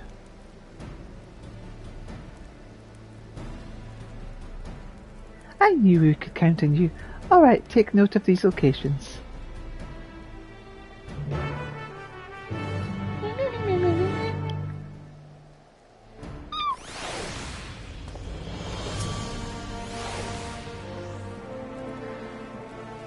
How many Temple Knights are there? That not even Filmer would know of them. I can barely imagine. Being forced to work with someone like Leafine isn't a fate I would envy. I'm curious to hear what these knights would say about her. Hopefully they'll provide insight that will guide us forward. Time is of the essence, Elita. Let's get moving.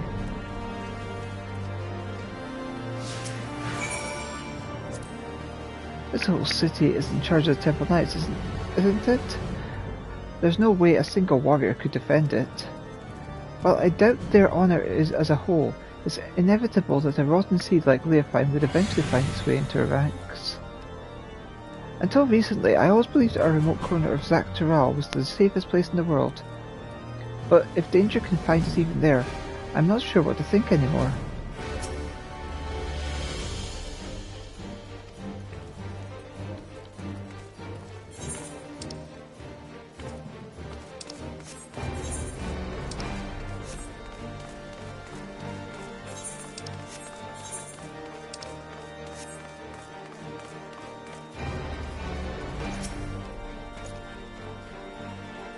Many know of Leafine's wicked deeds, but few knew her personally. With any luck, those who served alongside her shall be able to shed some light on her past.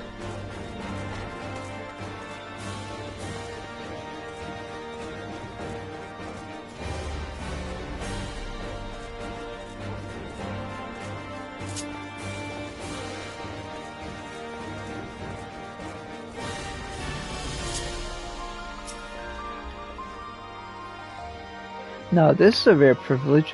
What business could the saviour of Ishgard have with a humble knight? You want to know about Leafine? Well, many Temple Knights come from common stock, but she was different. Despite what she became, Leofine was born of noble blood. Even so, she often made mock of Ishgard's customs and the responsibilities that bound the conduct of noble families. Doubtless she yearned for freedom all her life, or her idea of it anyways.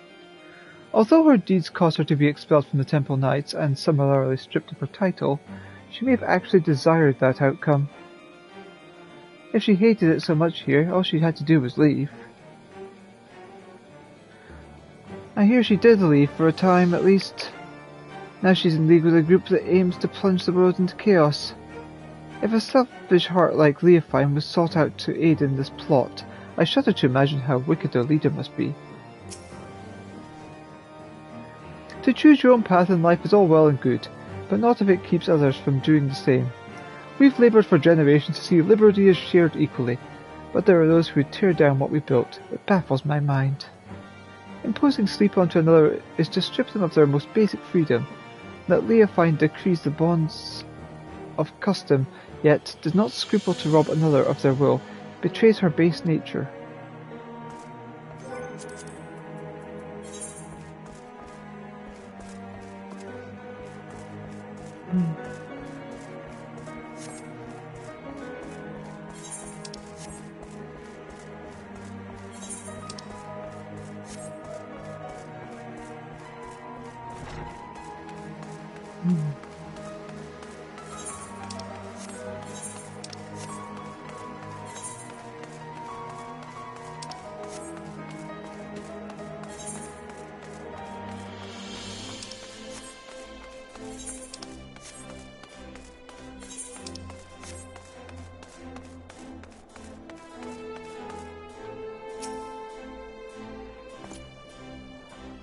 Do you require aid? I must keep watch, so forgive me if I don't engage in idle chit-chat.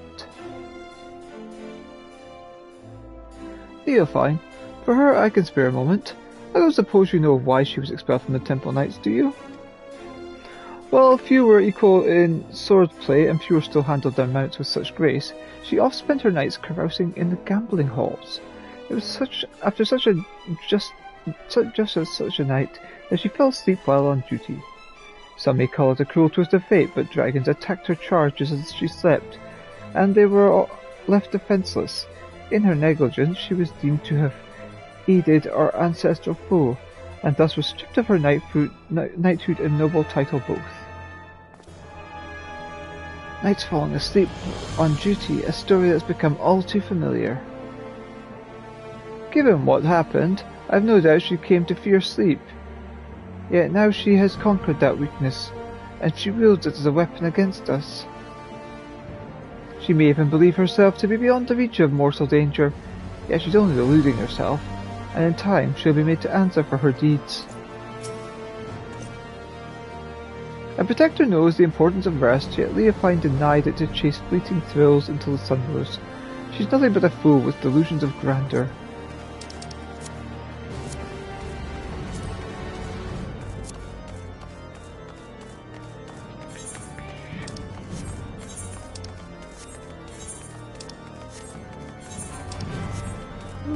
Toppy point.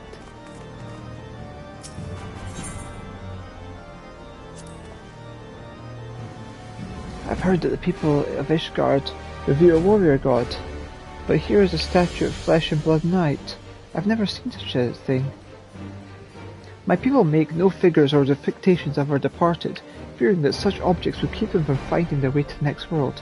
The only idol we keep is the cradle of the sleepless. And thanks to its blessings, a wide eye has always watched over us. So our reverence is devoted solely to the narwhal. It's enough that it guides our people to safety to the next sunrise.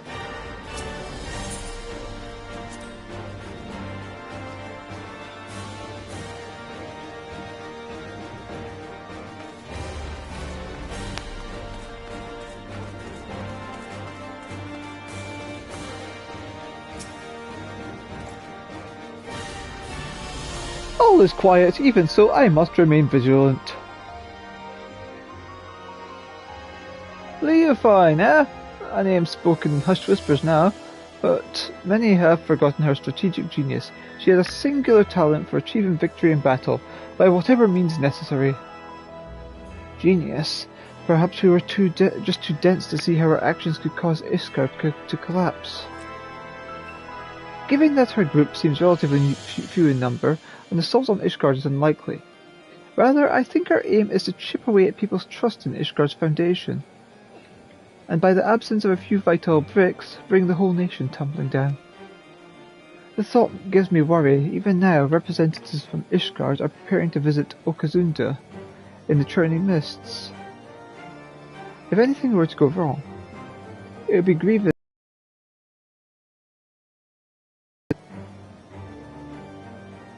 As we saw at Falcon's Nest, certain elements that oppose our nation see friendly gestures as a chance to spark conflict. Given recent developments, Sir Handaloop has been debating whether the visit was a wise choice.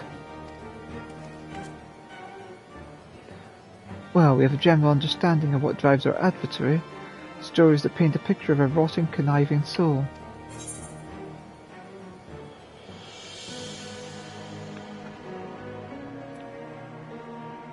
It must have been hard on the Lord Commander.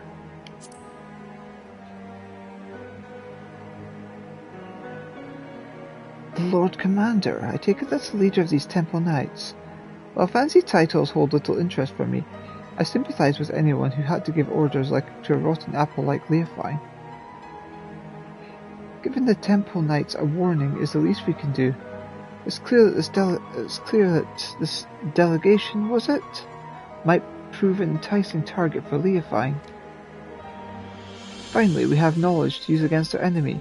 If we all work together, we might be able to trap her.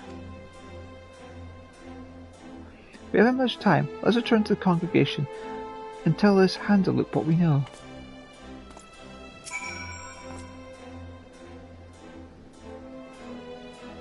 The wheels are in motion, and doubtless Sir Handaloop would welcome news of potential threats before they catch us unawares. I believe he is yet planning the details of the visit at the congregation.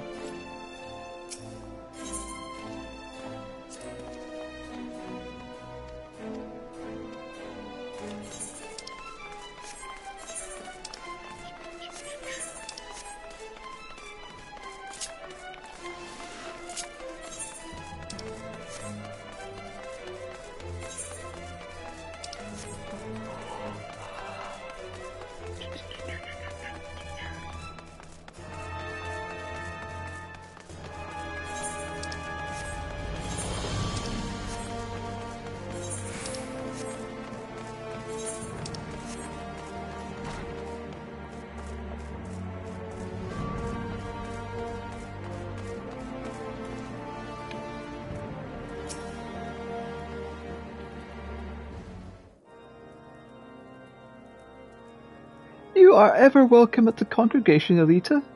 I am well appraised of Leofine's wicked deeds, and your efforts to flush her out have been much appreciated. And this must be Master Tentawa, who crossed the ocean from Tural. I hope you have recovered from your ordeal. I'm better than ever. Apologies for taking up one of your beds for so long. Please, no apologies are necessary. On the contrary, the Temple Knights yet owe you a debt for all you have done. Which brings me to the purpose of this visit. You had something to discuss with me.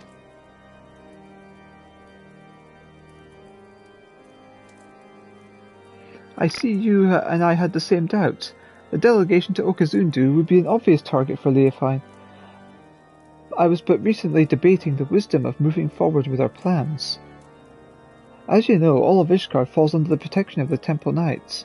As such, 'tis only meet that we maintain and strengthen friendly relations with our neighbours. The delegation in question is tasked with deepening mutual understanding of each of our cultures. Sonuvanu, chief of the Zundu, was most eager to host. Yet so long as the spectre of Leofine hangs over our order, I fear visits abroad are unwise. Should any of the Vanu come to harm, our relations could be damaged irreparably. As we have no way of knowing if Leofine has caught wind of our plans, I am of the mind that postponing the delegation may be the most prudent course of action for the safety of all.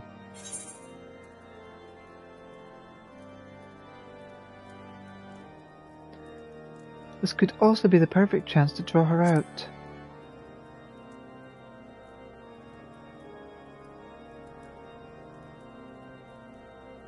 That's right. Elita and I won't let anyone come to harm.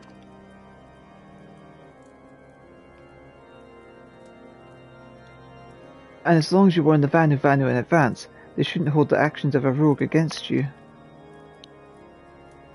If they're truly your allies, they'll see wisdom in your judgment. Please send a delegation as planned. It'll be our best course of action to capture Leofine.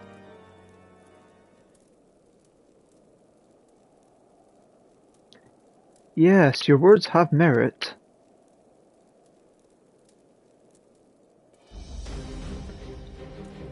Thank you for the sage counsel. You are right. The Zundu would not stand idly by while we suffer at Elifan's hand. In fact, the fellowship between our two peoples was forged when a god assailed their home and was brought low by a great hero, Elita. If we tell the Zundu that she is keeping watch over proceedings, then I am certain all doubts shall be quelled. Then you'll proceed? Indeed. The time has come for we Temple Knights to reclaim our honour and go on the counter-offensive. I shall bring the suggestion of a joint operation against Leofine to the Lord Commander as soon as possible. Thank you. Together we'll put a stop to her scheme. I first must discuss matters with the others involved before we present a plan to the Lord Commander. Although time is of the essence, I ask that you wait a while until our course is settled.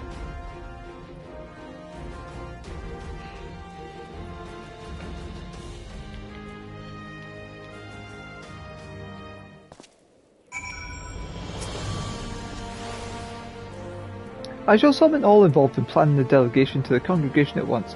Pray wait while we discuss matters to reach a final decision.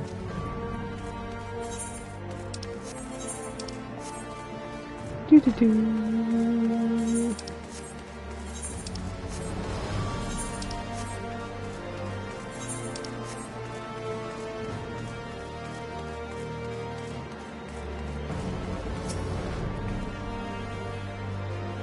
Tintawa told me what you learned of Leofine. To be honest, I do empathize somewhat with her desire to be free from the bonds of sleep, but that's where my sympathy ends. It's exactly because we must sleep that every waking moment is precious.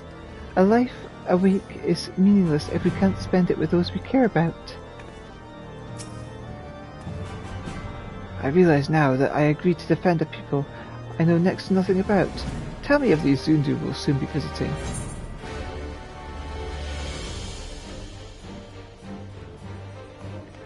They're like the Hanu Hanu, with even more of a penchant for metaphor.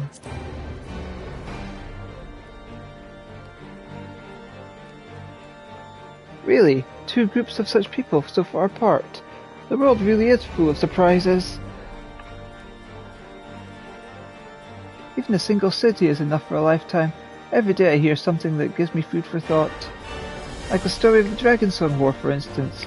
Generations of animosity between dragon and man that somehow ended in a rekindled fellowship. I imagined a whole world like that, a world where there'd be no need for protectors. The Wide Eye watches not only the monsters in the wilderness, but our neighbours as well. We've barely even considered sending delegations outside our village's gates. And the cold snap only made things worse. With everyone struggling to survive, our very thought goes towards defending our scarce resources. But if we only look outwards with wariness, there's no hope for the future to change, no hope to build trust. If there was a way to bridge the distance between us and greet tomorrow hand in hand... but maybe that's just a silly dream. Maybe. Either way, it's a beautiful thought.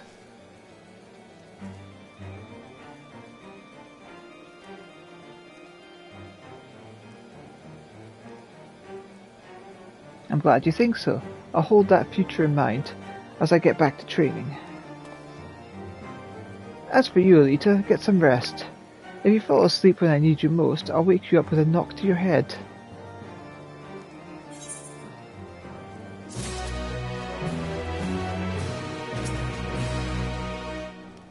Tintawa's finally acting like his old self again. Now I'm sure we're ready for whatever lies ahead. So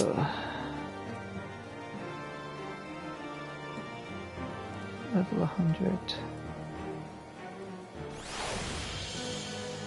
So I need to be approximately halfway through the HP bar.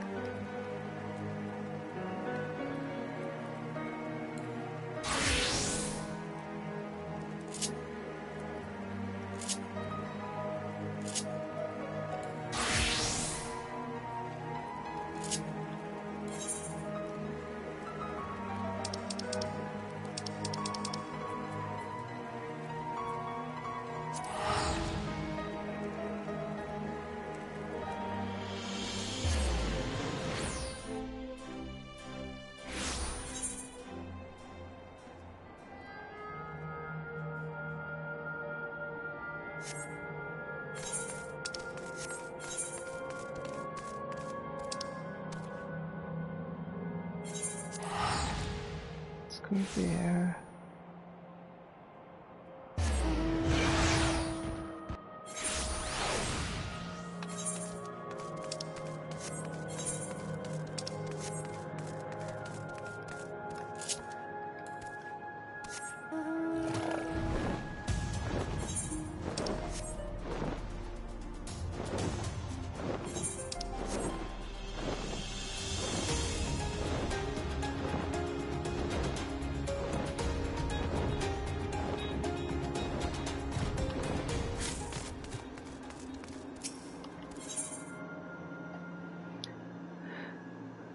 The budding botanist is breathing rather heavily. Hello, I don't think I've seen you before. I'm here to collect all sorts of leaves and flowers, just like my hero. I was looking for plants to add to my collection when a fiend burst out of the bushes and chased me away. I've only just caught my breath. I know it's a lot to ask, but would you mind helping me out? I'm looking for Nepheta fronds, Ineris leaves, and some banana leaves. You should be able to find everything nearby. I need Nepheta fronds, Irena's leaves, and banana leaves for my collection. You shouldn't have to roam too far.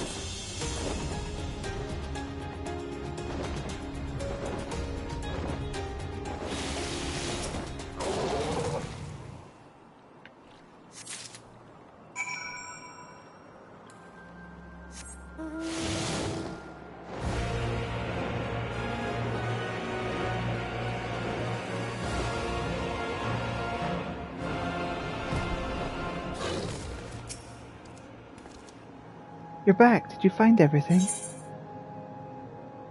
Faintly fragrant as a versatile, ever-popular fruit. Sprouting in cloud-like tufts, Nepheta fronds were once used to brew a warming tea. Edible, but remarkably bitter, these yellow-tinged leaves are an acquired taste.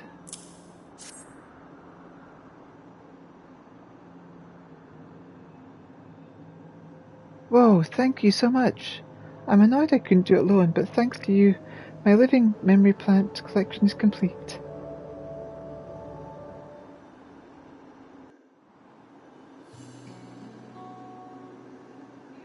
Have you heard of Nepheta? People take the fronds and use them to brew a nice warming tea. One of my books says that travellers and merchants used to drink it all the time before the war. Apparently, the second type of leaf I asked you to get, Inaris, is really bitter. I heard they use it a lot in Alexandrian dishes. People must have had different tastes back then. And then there's the banana leaves. In Tyrrell, they use the leaves to wrap around different kinds of things before cooking them. I've never tried it personally, but that's what my hero told me. I suppose I should tell you a little bit about her. She had the loveliest long ears, and used to talk with me all the time in Heritage Found. I remember she once laughed at me for calling her Miss. She said she wasn't as young as I thought. She knew much about plants and animals. She'd tell me all kinds of amazing stories about her travels. And I still remember what she said to me. Discovering new species is my life's work. I heard that and decided I'd make it my life's work too. But when I told her I wanted to go on an adventure, she said to wait until I was older and wiser and ready to stand on my own 2 feet. Well, after that I got sick, and in the end... I guess I wasn't being realistic. I was so obsessed with the idea of collecting new plants and finding all sorts of amazing trees that I forgot about my health. I've always been frail, you see. I wanted to visit Claria too, you know, the place they named this museum after. I read that the town is built on top of a giant tree protected by the swirling sandstorms. Apparently, it's on the same continent as Alexandria. Speaking of giant trees, have you ever seen any?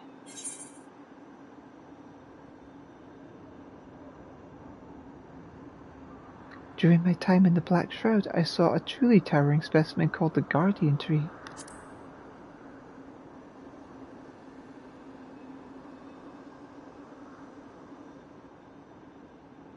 Whoa, I've never heard about that place.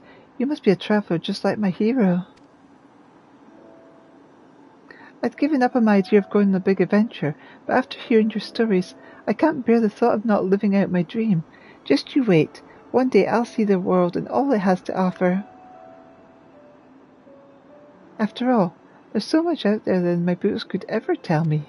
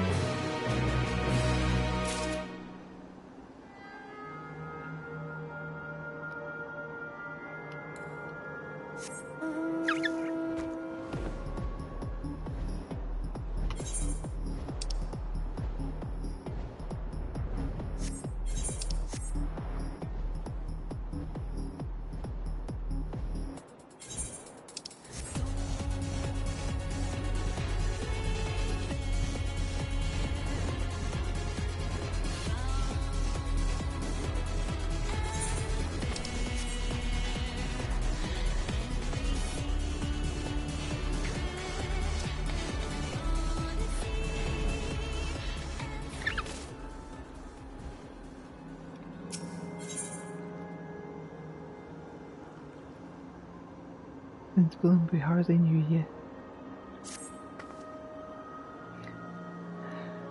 There I was beginning to think I was the only one left.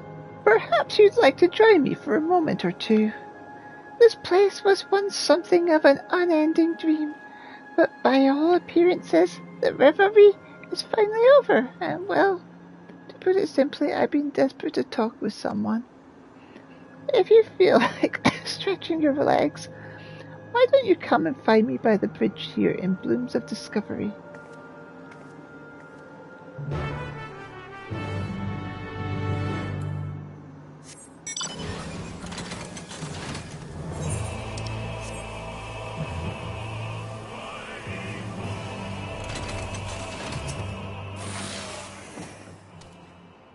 Ah, I'm glad you came. I'll get straight to it. How familiar are you with the nation of Lundbu?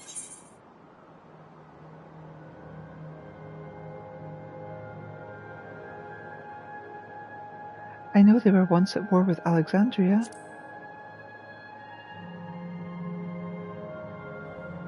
Precisely. Alexandria fought with its neighbour Lindblum during the Storm Surge, and it was the latter who produced the dreadful weapon that wrought disaster. To focus on this period of conflict reveals a nation loathed by the people of Alexandria. Yet for much of the nation's shared history, Lindblum was simply a neighbour, albeit one with rather different customs. All this talking has put me in the mood for another wander. Come and find me when you're ready to hear the rest of my ramblings.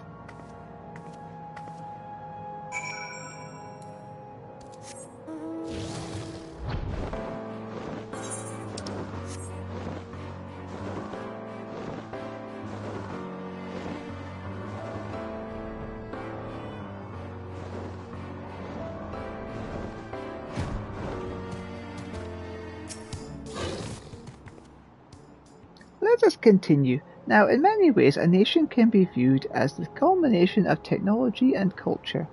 I wonder where your interest lies.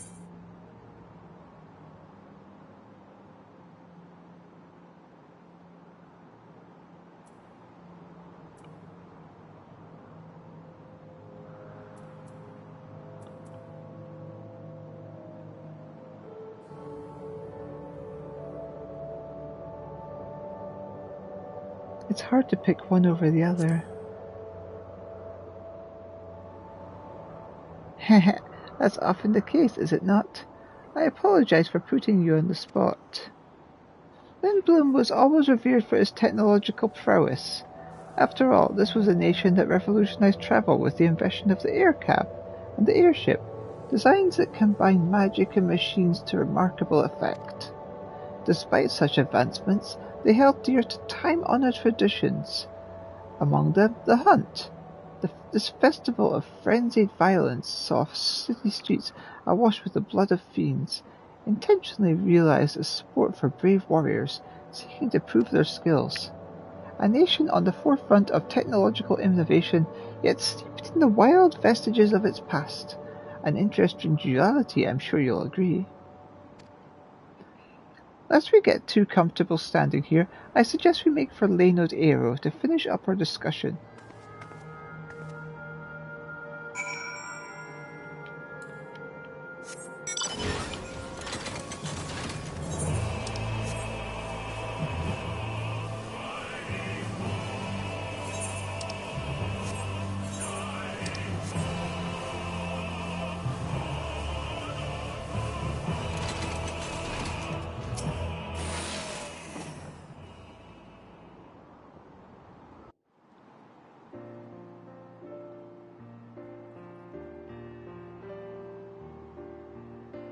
I'm sure you have your reasons for being here, just as I have mine.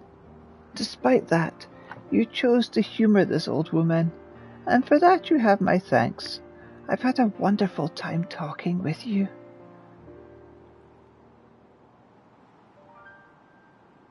You might have gathered by now, but in my past life I taught history. When the time came to retire, I strayed true to my passions and began to study my family's past. As I traced my lineage back through the generations, I made quite a startling discovery. One of my ancestors was originally from Lindblum. She had made her way to Alexandria around the time of the Storm Surge. The war broke out not long after she married. As far as I could glean from the records, instead of returning to her native land, she remained in Alexandria for the rest of her life. When I discovered my connection to Lindblum, I pledged to learn more of our long-time foe. Although records were scarce, I dedicated what time I had left to my research, determined that, at the very least, I would remember the nation's fate.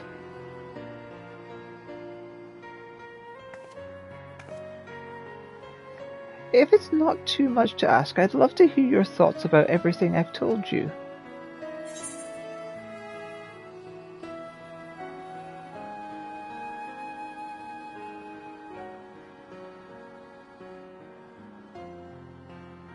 Such a fascinating account.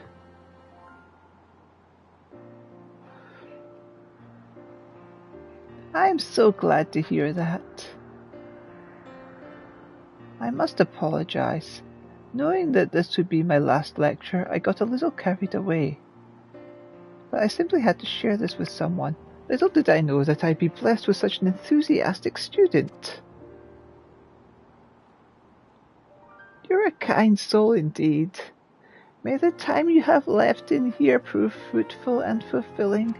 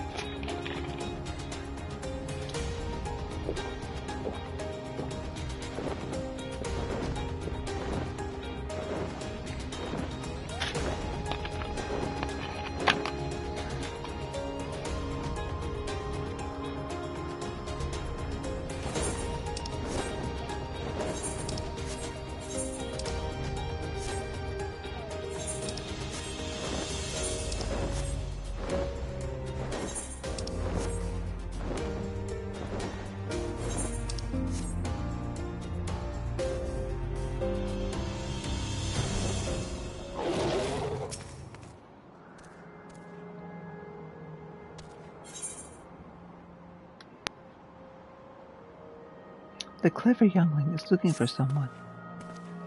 Ah, I recognize you from the founding celebration. If I'm not the only one who got left behind, then maybe, just maybe, he's still... I'm looking for my brother, you see. The two of us were hardly ever apart, which is why I'm starting to think I'll be stuck here until we're reunited. But with Yesterland like this, I'm worried about overlooking something. Would you mind coming with me? If you're able help, just say the word.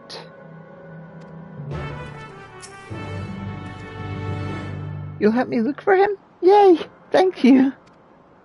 I've already checked near the aircab station, so let's head for the Bergama ring.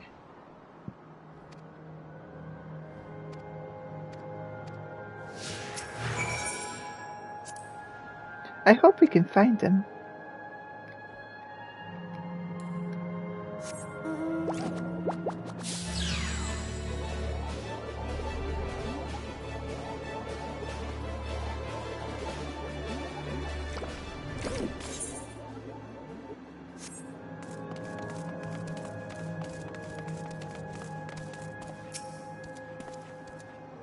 The Bergama ring was great. It was so fun to ride, and beautiful too, especially when it was all lit up. Seeing it always used to make me happy.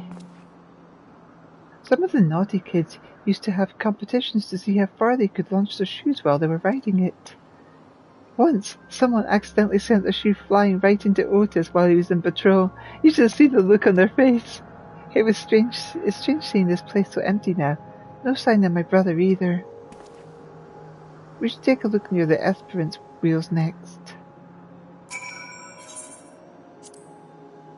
I hope we can find him.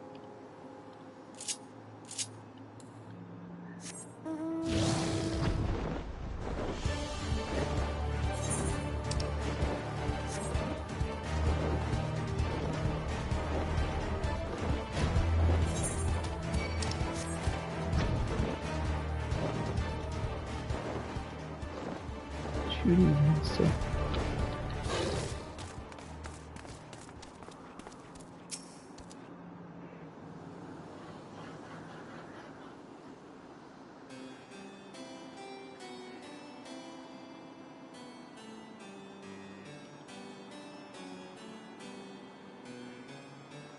I remember a game some of us used to play here. Two people would split up and ride on opposite wheels. Then when the cabins got close enough, we'd reach out and try to link hands. It was quite the stretch. And you had to do all that while the cabins were moving. It's a miracle none of us got hurt. Apparently any pair that pulled it off would share an unbreakable bond. I was always a bit skeptical though. Still, part of me wishes I'd given it a try with my brother. Speaking of, there's no sign of him here either. I mean, there's no sign of anyone. I thought he might have wandered this way to get a glimpse of the wheels up close, but I should have known better. No doubt he'd rather be tinkering with the Cerulean engine than taking in the sights.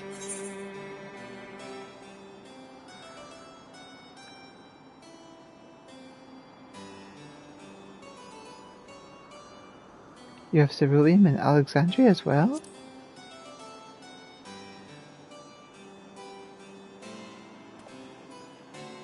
What? Don't tell me you're from Tuliole too. I could have sworn I saw someone just like you when I was getting on the train that day. Does that mean that people found a way of getting through the barrier after I died? Come to think of it, there was another familiar face during the performance at the castle. That was Val Wuklamat with you, wasn't it? I wonder why I didn't realise it at the time.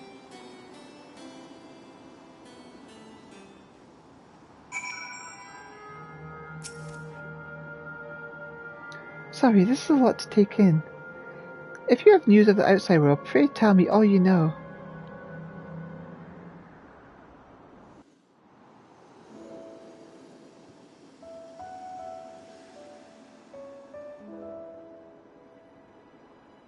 I see.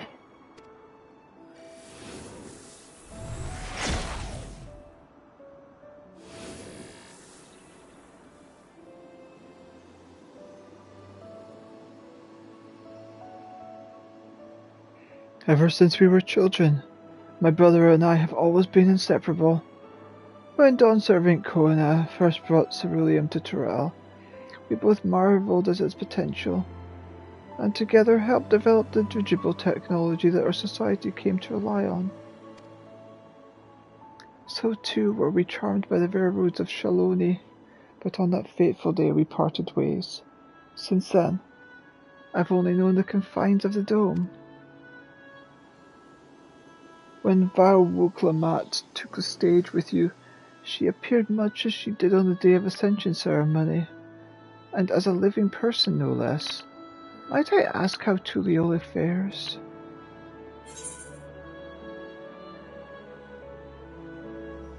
The people are still getting used to their new Dawn servants.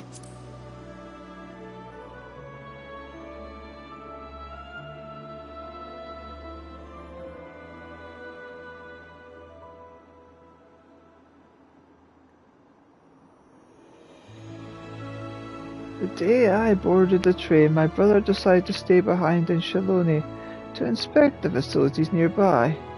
If the world outside the dome is much the same as it was then, I can only assume he is alive and well. If that's the case, I suppose the search of mine was rather futile. But if he's out there living his life to the fullest, nothing in the world could bring me more joy. The years we spent together were some of the happiest of my life. Not a moment went by that I didn't wish to return to those halcyon days. That isn't to say the life I've built here hasn't been worthwhile. I drew strength from those I met who met the same fate in Usulani that day, and learned much and more from the engineers I became acquainted with. It took time, but I finally see that this period of my life was just as joyful, just as fulfilling. Were it not for the news you shared, I may never have come to this realization.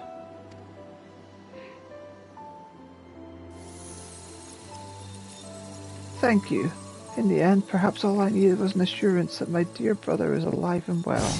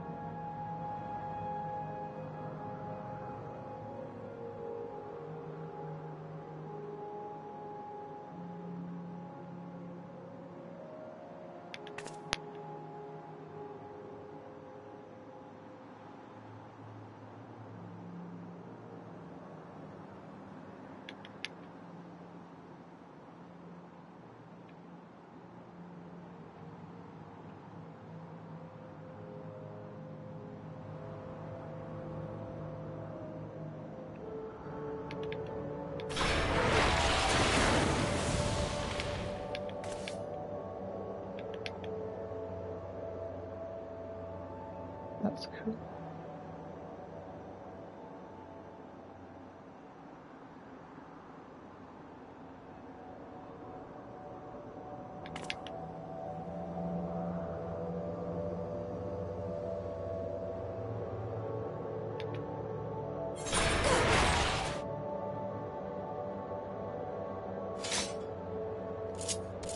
Anyway, guess Viper gets to pick up the last quest from here.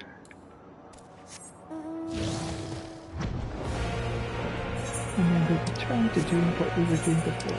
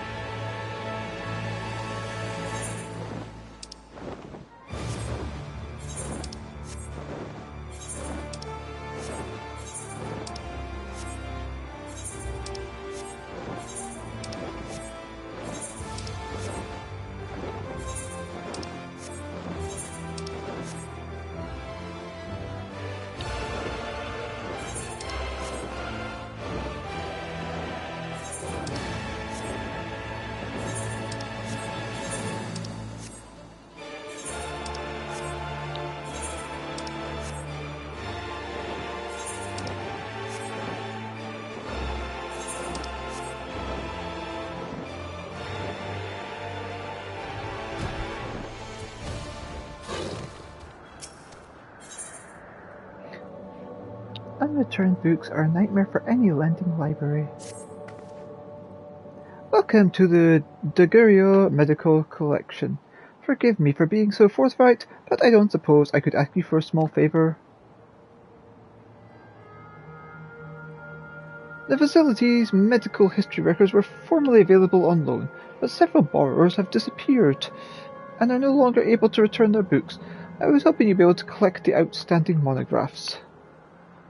Eventually I too will be erased, and I can't imagine the collection will receive any more visitors. Nevertheless, a vast wealth of knowledge is contained within these walls, and I have every faith that it will prove useful to someone someday. Hence my determination to ensure that no document is left behind. I shall search the northern side of town. I'd ask that you check the southern terrace. If you find any books that relate to medical history, I'd be grateful if you could bring them back to me.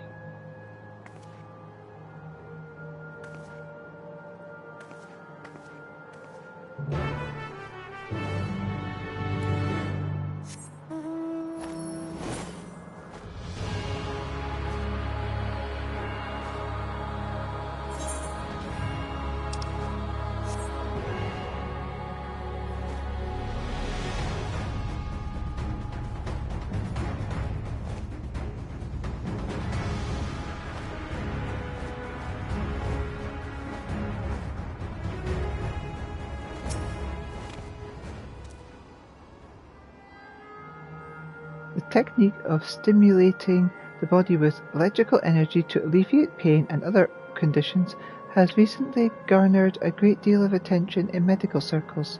In more practical terms, the abundance of electrical energy means the technique is also attractive from an economical standpoint. However, concerns about the dangers of corporeal etheric imbalance remain, not least among ethological researchers, many of whom disapprove of the technique. A thorough study into the potential side effects of electrical treatments is clearly warranted.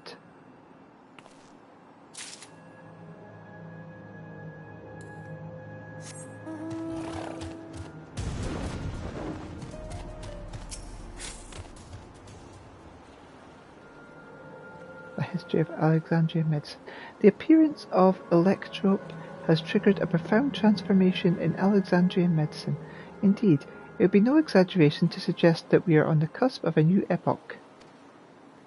Though it would be premature to dismiss the continued importance of time-honoured arts such as herbology and healing magics, we must be aware that any advances made via the application of the electrope are bound to foster new techniques.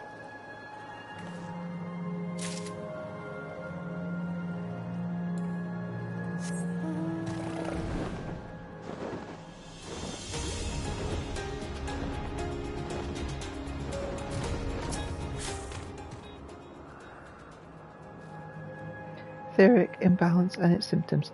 When an etheric imbalance occurs within the body, a number of issues present themselves. An overabundance of lightning energy can adversely affect sight and other senses, eventually leading to paralysis. Due to the environmental changes that occurred 400 years ago, Queen Sphene herself reportedly suffered from an imbalance toward lightning energy, ultimately succumbing to her affliction. Perhaps because of this, efforts to establish a viable treatment have historically been approached with a degree of haste.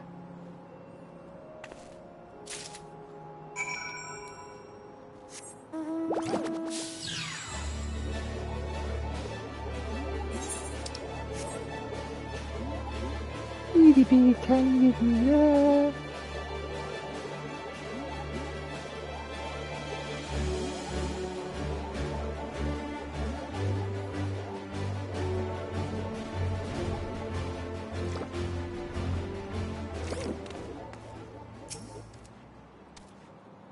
Ah, excellent timing. I've just returned from my search. Were you able to recover any documents? The medical applications of electrical energy, a faded tome detailing the myriad medical uses of electrical energy.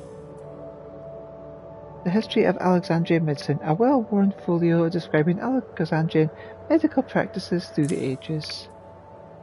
Etheric imbalance and its symptoms, a monograph filled with the medical accounts of etheric imbalance, in remarkably good condition.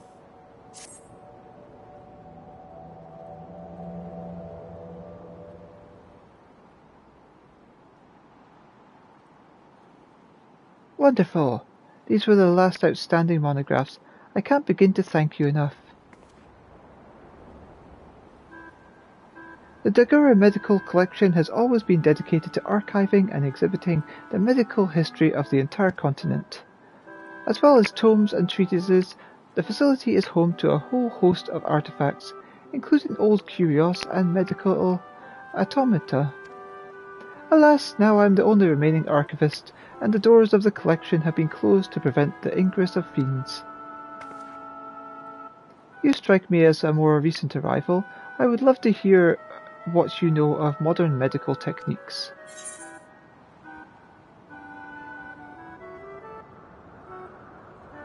Electrope is widely used.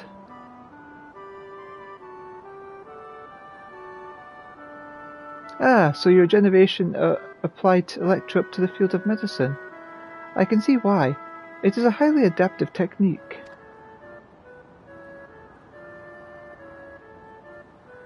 The history of medicine is never-ending. An ailment is discovered, a treatment is devised, new techniques lead to new diagnoses, and new diagnoses require new treatments, much as a cycle of rain to river, sea to cloud. Technological progress flows ever onwards. As techniques advance, so too does medicine, and the incurable afflictions of the present are consigned to the past. My duty is to catalogue these trials and tribulations that the knowledge may spur the next breakthrough. Nothing could fill me with more pride, which is why I plan to maintain the collection until the very moment I disappear. Please accept my heartfelt thanks for everything you've done for the Daegro Medical Collection.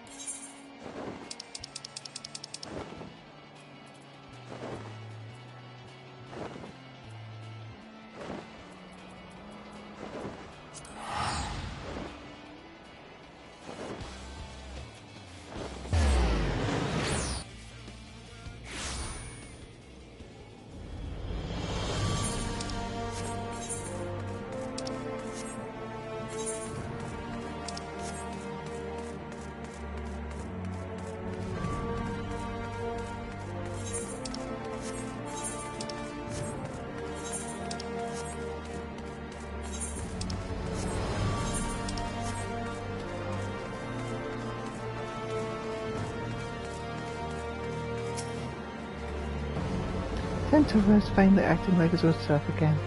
Now I'm sure we're ready for whatever lies ahead. Centaur is eager to set a trap for Leofine.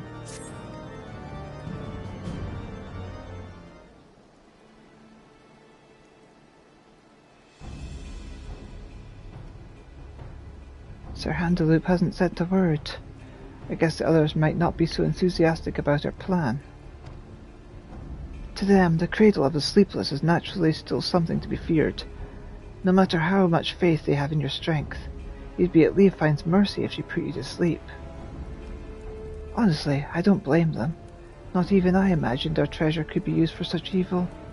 In Leofine's hands, it's no more than an indiscriminate weapon. But that means when we get it back, we can turn it into something else. Something no one ever thought of before. We can find a way to use it without forcing someone to spend their life in slumber.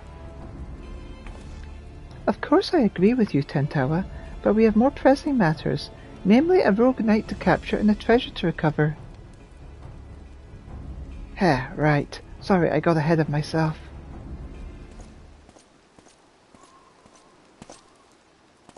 Apologies for keeping you waiting so long. The Temple Knights have finally reached a decision concerning the delegation to the Churning Mists.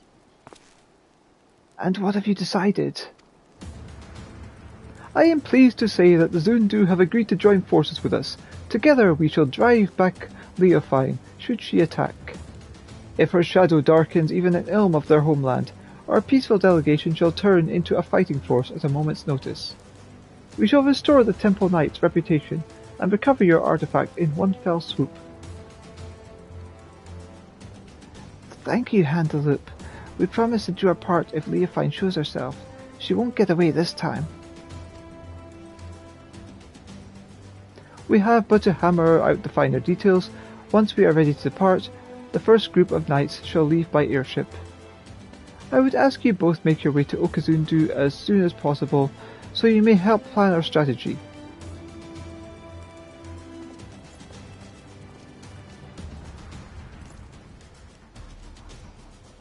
I'm coming too. I can heal your wounds, and if it comes to it, my staff can bruise as well as a club.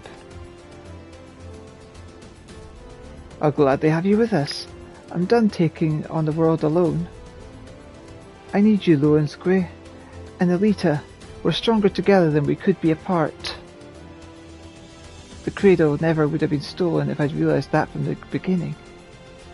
And I want you to be by my side to ensure I don't forget it. Well then, we'd better be off. I'm keen to meet this Chief Sonu Vanu.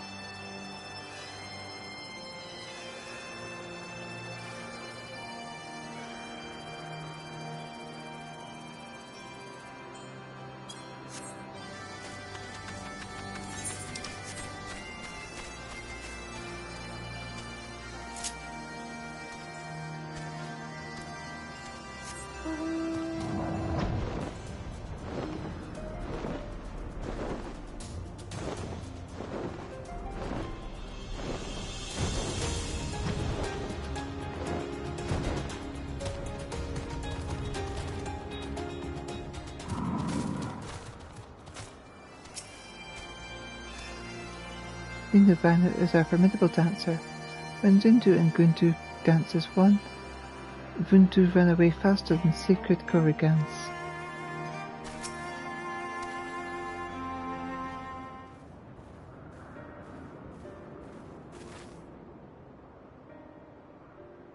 Honoured Netherin, your return to Okazundu is welcome as the arrival of spring. Sonu knows why you've come. Wicked hearts seek to bring chaos to our home. And so the Zundu shall rise to its defence if needed. As the sun's rays chase away the shadows of night, the Sundrop dance shall keep the tendrils of sleep at bay. Chief Sonu Vanu, it's an honour to meet you. I'm Tentawa. If this Sundrop dance is invigorating as you say, I'd love to see it for myself. This Zundu shall dance before Ishgard's warriors upon their arrival. Brave Tentawa is welcome to join in the proceedings. That was your original intent, right? I see if we're to draw Leofine out, it makes sense to pretend like nothing is amiss. Zundu warriors unify their strength through the Sundrop dance, and the sight is so fearsome that many choose to flee rather than fight. Netherland warriors may learn from such an opponent. Breaking the enemy spirit avoids needless bloodshed. Yet all dancers must hone their skills before wild animals first, that the Sundrop dance does not fail them at the most crucial moment. It is for that reason our dancers await at the outskirts of Okazundu for the Netherlings' arrival. When the performance begins, it shall draw the attention of all like a rolling cloud coming over the horizon. Watch carefully for anyone who would take advantage of that moment. After the dance is finished, Netherlings will present the Zundu with... Chief Sonu! Netherland's ship appears in the skies like sudden sun shower hurtling towards Earth. Swiftly it descends, crashing down your Zundu dancers. Ship's markings are Ishgardian. Zundu are unhurt, but wounded Netherlands pour from Wessel.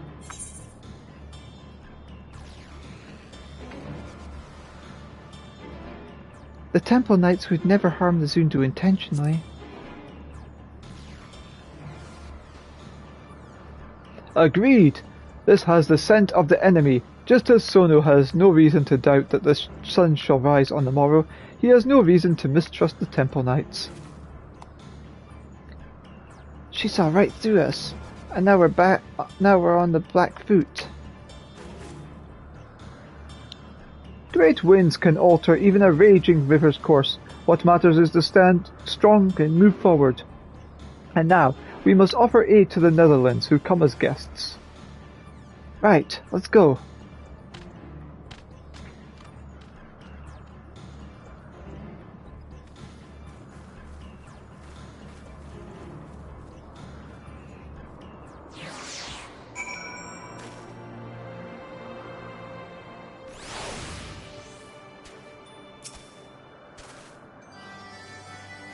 We're fortunate that Leofine chose the outskirts of the settlement to enact her horrible plan. Imagine if the ship crashed over Okazundu, or even Ishgard. That's just a regular Zundu.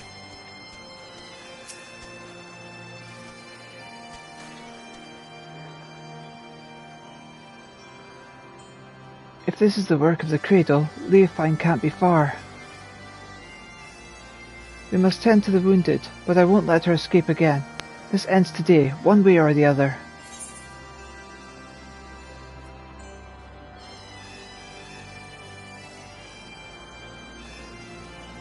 Let's go.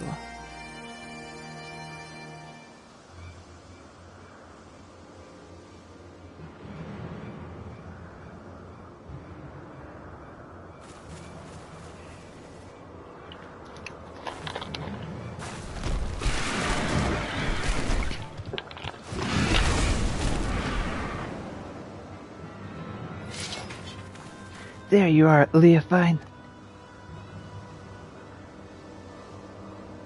You came all this way just to greet me.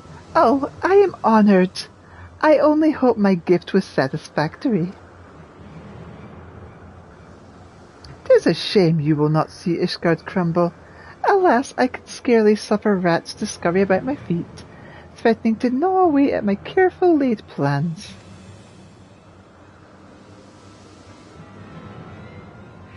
At least you bear witness to the dying breath of the Temple Knights, flagging honour. We would sooner see that wicked airships soar again than their reputation return to its former glory. Yet even I did not foresee that the Zundu would be in the ship's path. Their fury favours me. For now, who now would trust a nation so careless as to put their neighbours at risk? Everyone knows you're behind this. People won't turn on each other so easily. Oh, I didn't see you there. The shut-eye, wide awake. Doubly honoured I am that you came all this way just to meet your end. Enough. We're taking the cradle back. We won't let your evil continue any longer. Such bold words. If I recall correctly, your people reaped great benefits from this artifact's powers, all at the cost of someone's waking life. Your life.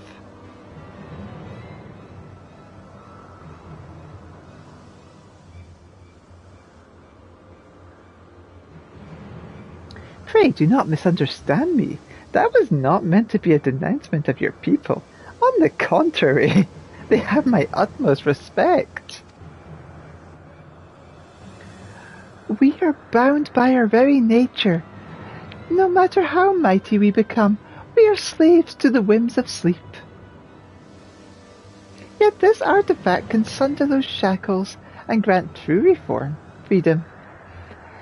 It makes its wielder stronger and their enemies weak. A perfect weapon, if you ask me.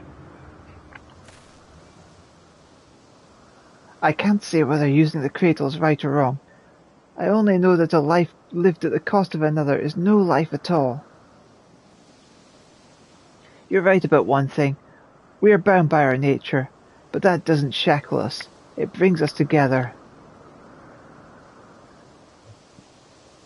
And whether I'm asleep or awake, as long as Lozen craves by my side, that's all the life I want.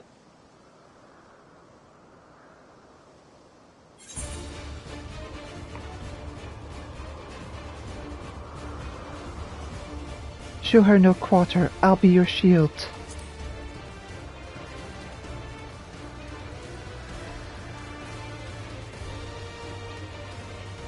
She's exhausted the cradled power on the temple knights. This is our chance.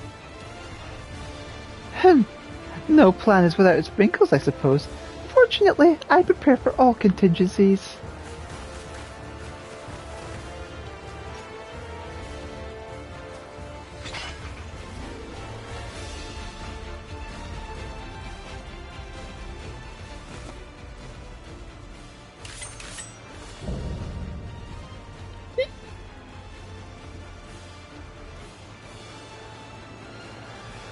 You had an opportunity to live a quiet life, but I will not give it again. This time, I shall send you into a slumber from which you will never wake.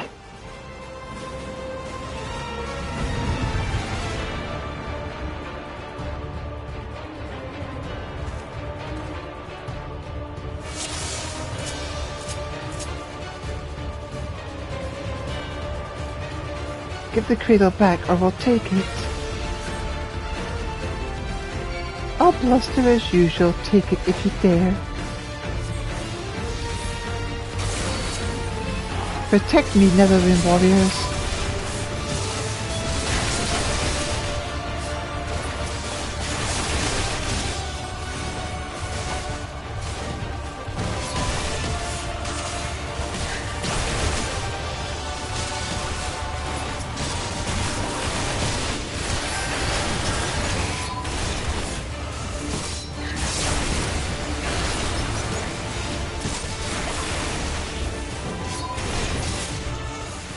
Suitable and friends.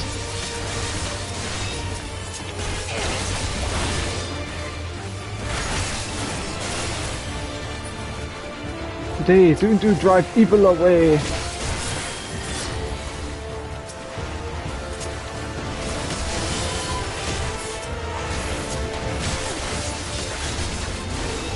Now, wash away the darkness of sleep with Sundrop Dance. Don't just stand there, kill them! We need to defend our allies over there, I'll take the other side.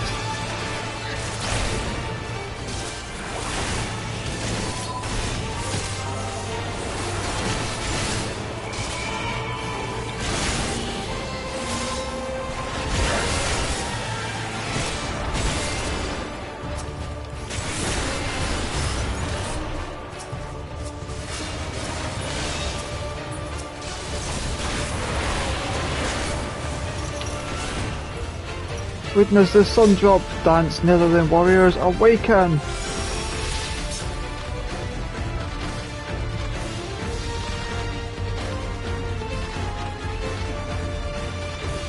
By what happened? Everyone's awake? Mighty Zundu, protect Netherland warriors! Keep cautious like Galdcat! Heh, now you're all alone. This ends, Leofine. Why am I cursed with incompetence? Very well, dance with me, Wide-Eye. I have yet to test all the strength granted to me. Your strength will suffice.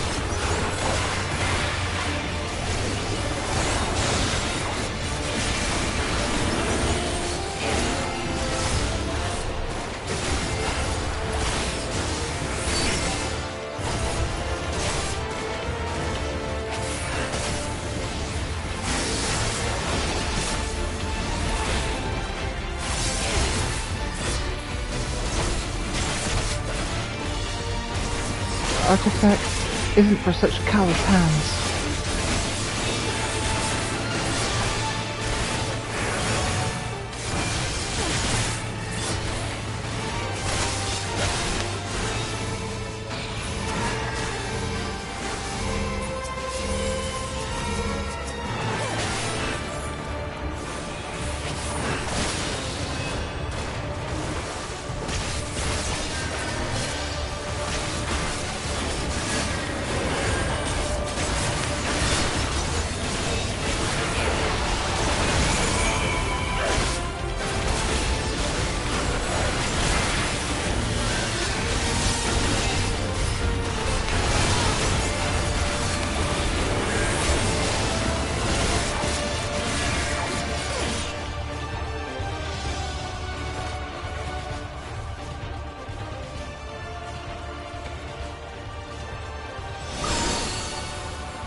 The artifact swells with power.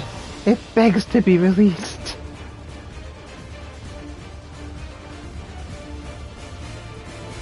Now you will shut your eyes for the final time. Take a last glimpse of the waking world.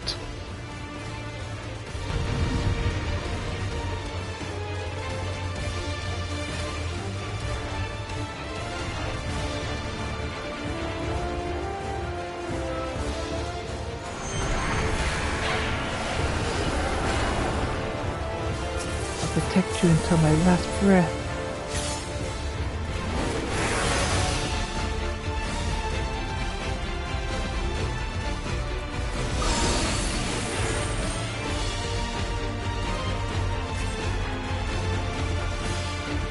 I'm alright, but what about Tantawa?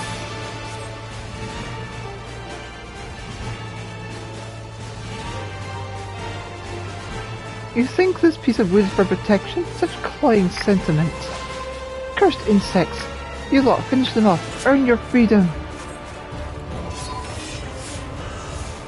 Sundop Judge shall rouse nether than warrior. Protect the sleeper until he awakens.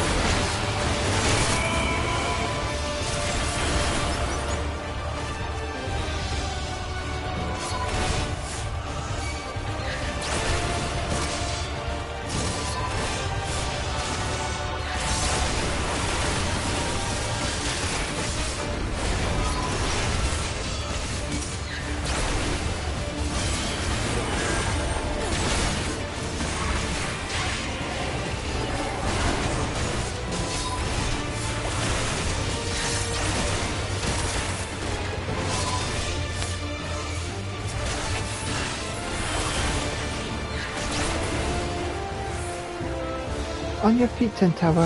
It's your duty as the Wide Eye.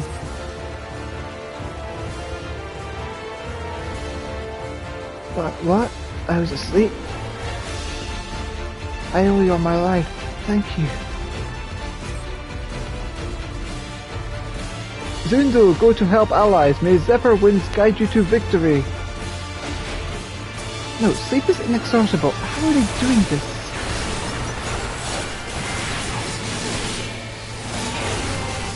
I am far from finished. You will not withstand this.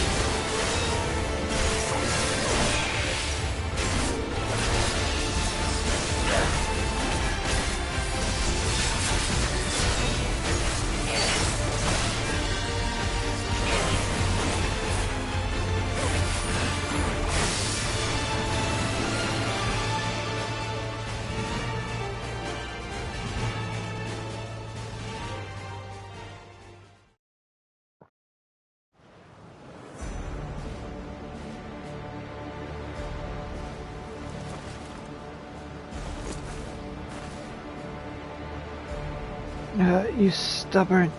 You may have won today, but this is not over.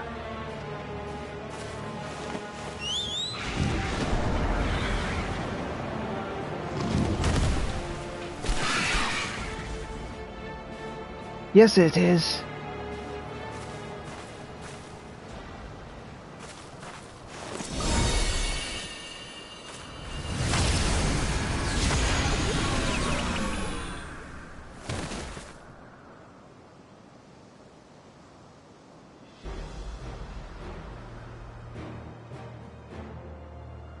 Damned fool. Now!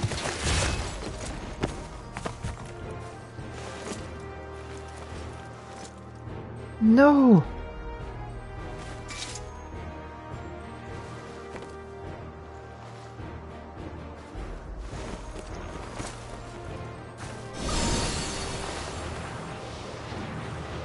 Say goodnight, Leofine.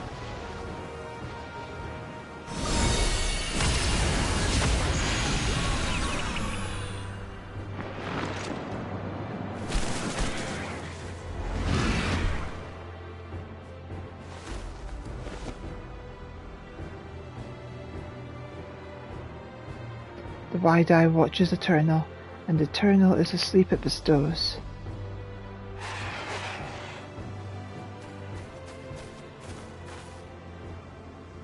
We finally stopped her.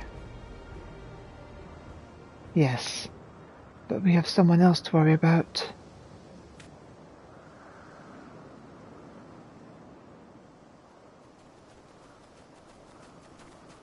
Elita, wake up. Are you alright? Ha, only she would smile at a time like this.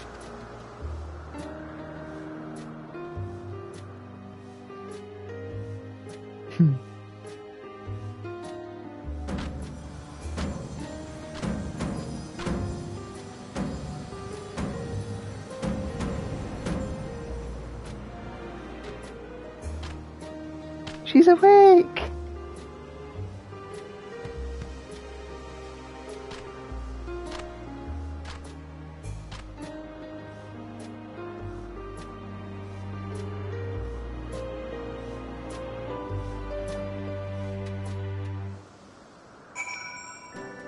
Come on guys, I finally got a chance to have some sleep. Netherland looks as hale as a warrior at their prime. Good. Our wicked foes fled from Sundrop Dance, like twilight before dawn.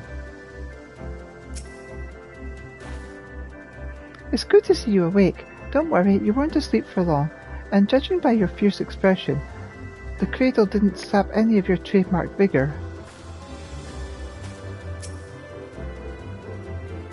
Your work is done, Elita. You did a commendable job as our shield, and now you can lay down your burden. It was thanks to your bravery that I was able to deal the final blow to Leofine, and with the cradle back in our possession, I think we can consider this expedition across the seas to be a success.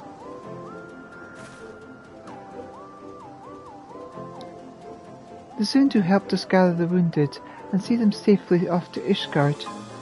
We couldn't have done it without you. Netherlands protect allies as fiercely as Gallicat protecting kittens. Zundu are moved by your plight.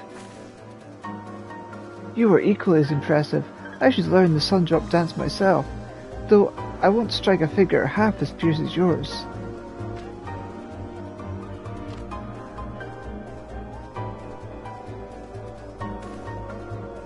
The Zundu seem to have everything well in hand, and Handalup is likely eager to see us. We should return to Ishgard as soon as we can.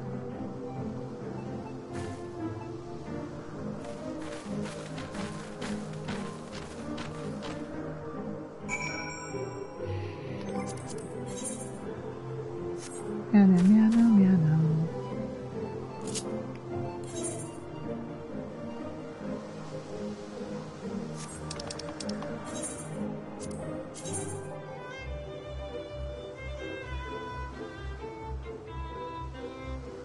Am I going to...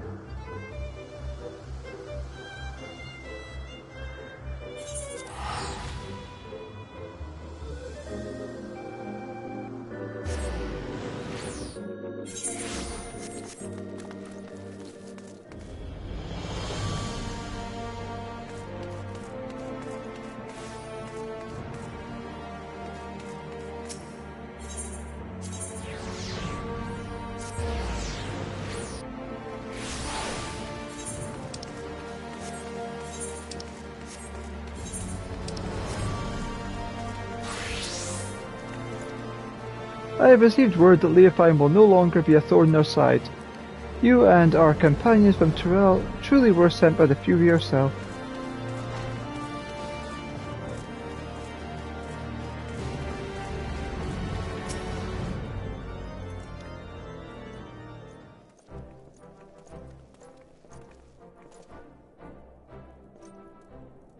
Ah, the heroes of the day have returned.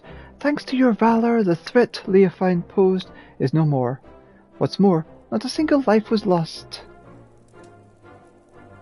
On behalf of the Temple Knights, allow me to express my utmost gratitude to you all. You don't owe me any thanks. After all, it was my fault the cradle was stolen in the first place, and ultimately my fault your delegation to Okazundu turned into a melee. It may be true that our visit to the Churning Mist was far from peaceful, but the bond between Zundu and Temple Knights has only deepened through the overcoming mutual adversity. Blessings often take inscrutable forms. And while we know not whether Leofine still yet lives, we do know that she can no longer reach the source of her ill-gotten power, so we have little more to fear from her. With the crisis behind us, the common folk no longer have aught to fear. We will make known the history of Leofine's schemes to the heroes who worked to foil them, and in time I hope that trust in our order will be restored. The Temple Knights shall continue to build relations with our neighbours for years to come, relations which shall form the foundation for Ishgard's future.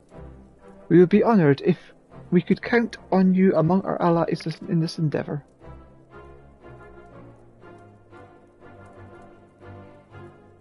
Anything you need, simply call upon us. We'll be there, no questions asked. And with that, it's time we returned home. It's been an honour.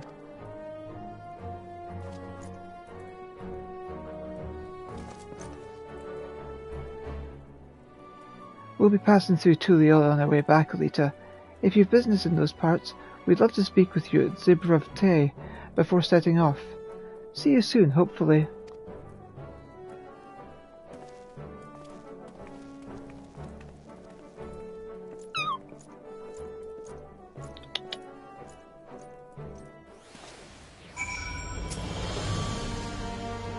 For 10 years he alone defended his people without rest or sleep.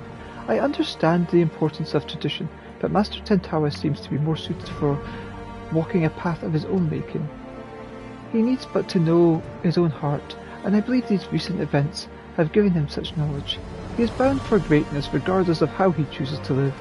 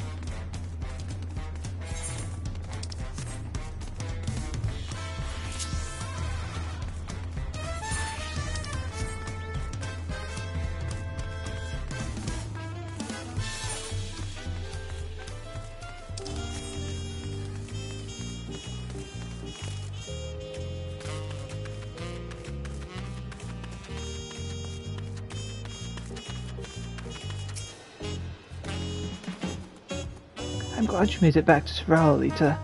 I've been in Ishgard for so long I've forgotten what it's like to sweat, but I remember now. You can be sure.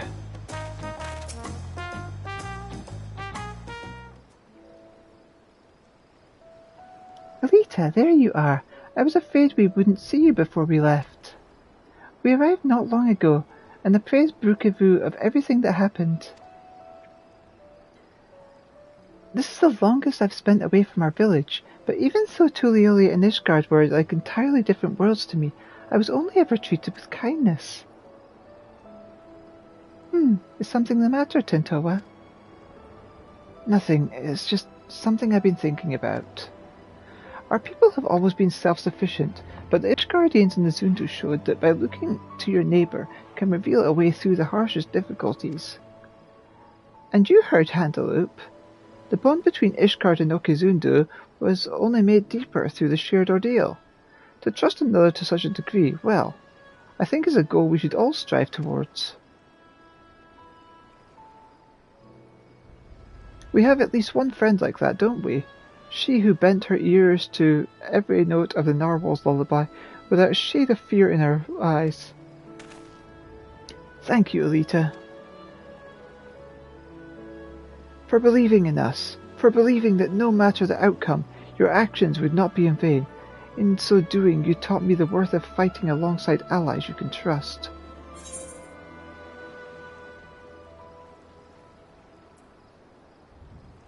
I only protected you as you protected me.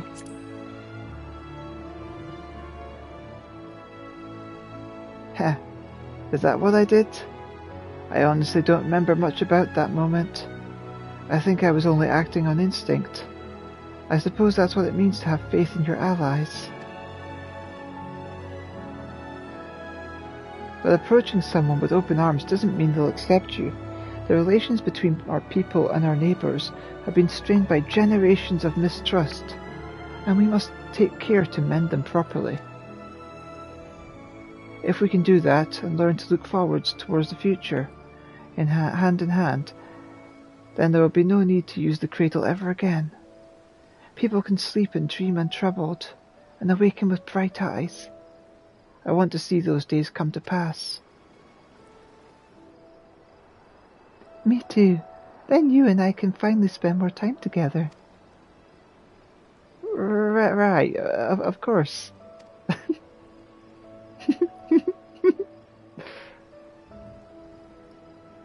If we're going to see this future, then we should get back to our village. They'll be overjoyed to see the cradle returned. Thank you for everything, Elita. Next time we meet, may we both have good news to share.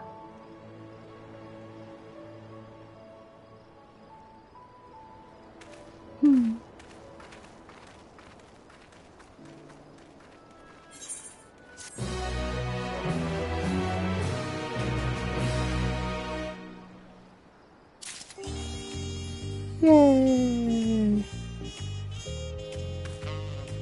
No sleep till healing. Oh, I love the achievement names of some of these.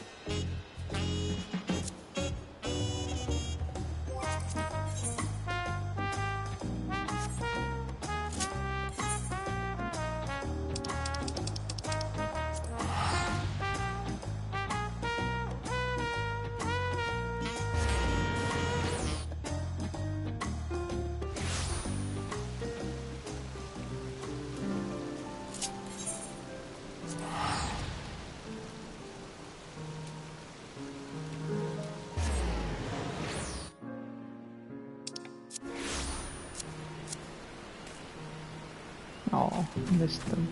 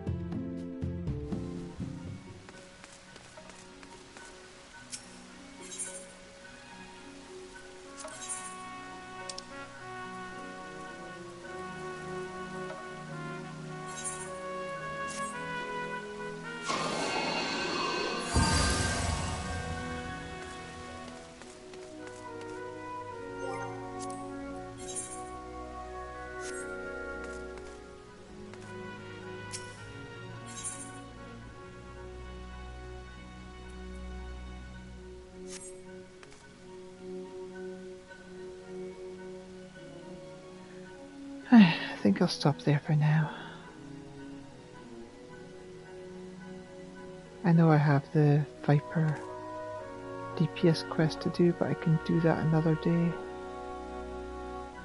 Or maybe later on today. Depending how I feel. Anyway, bye for now, my lovelies.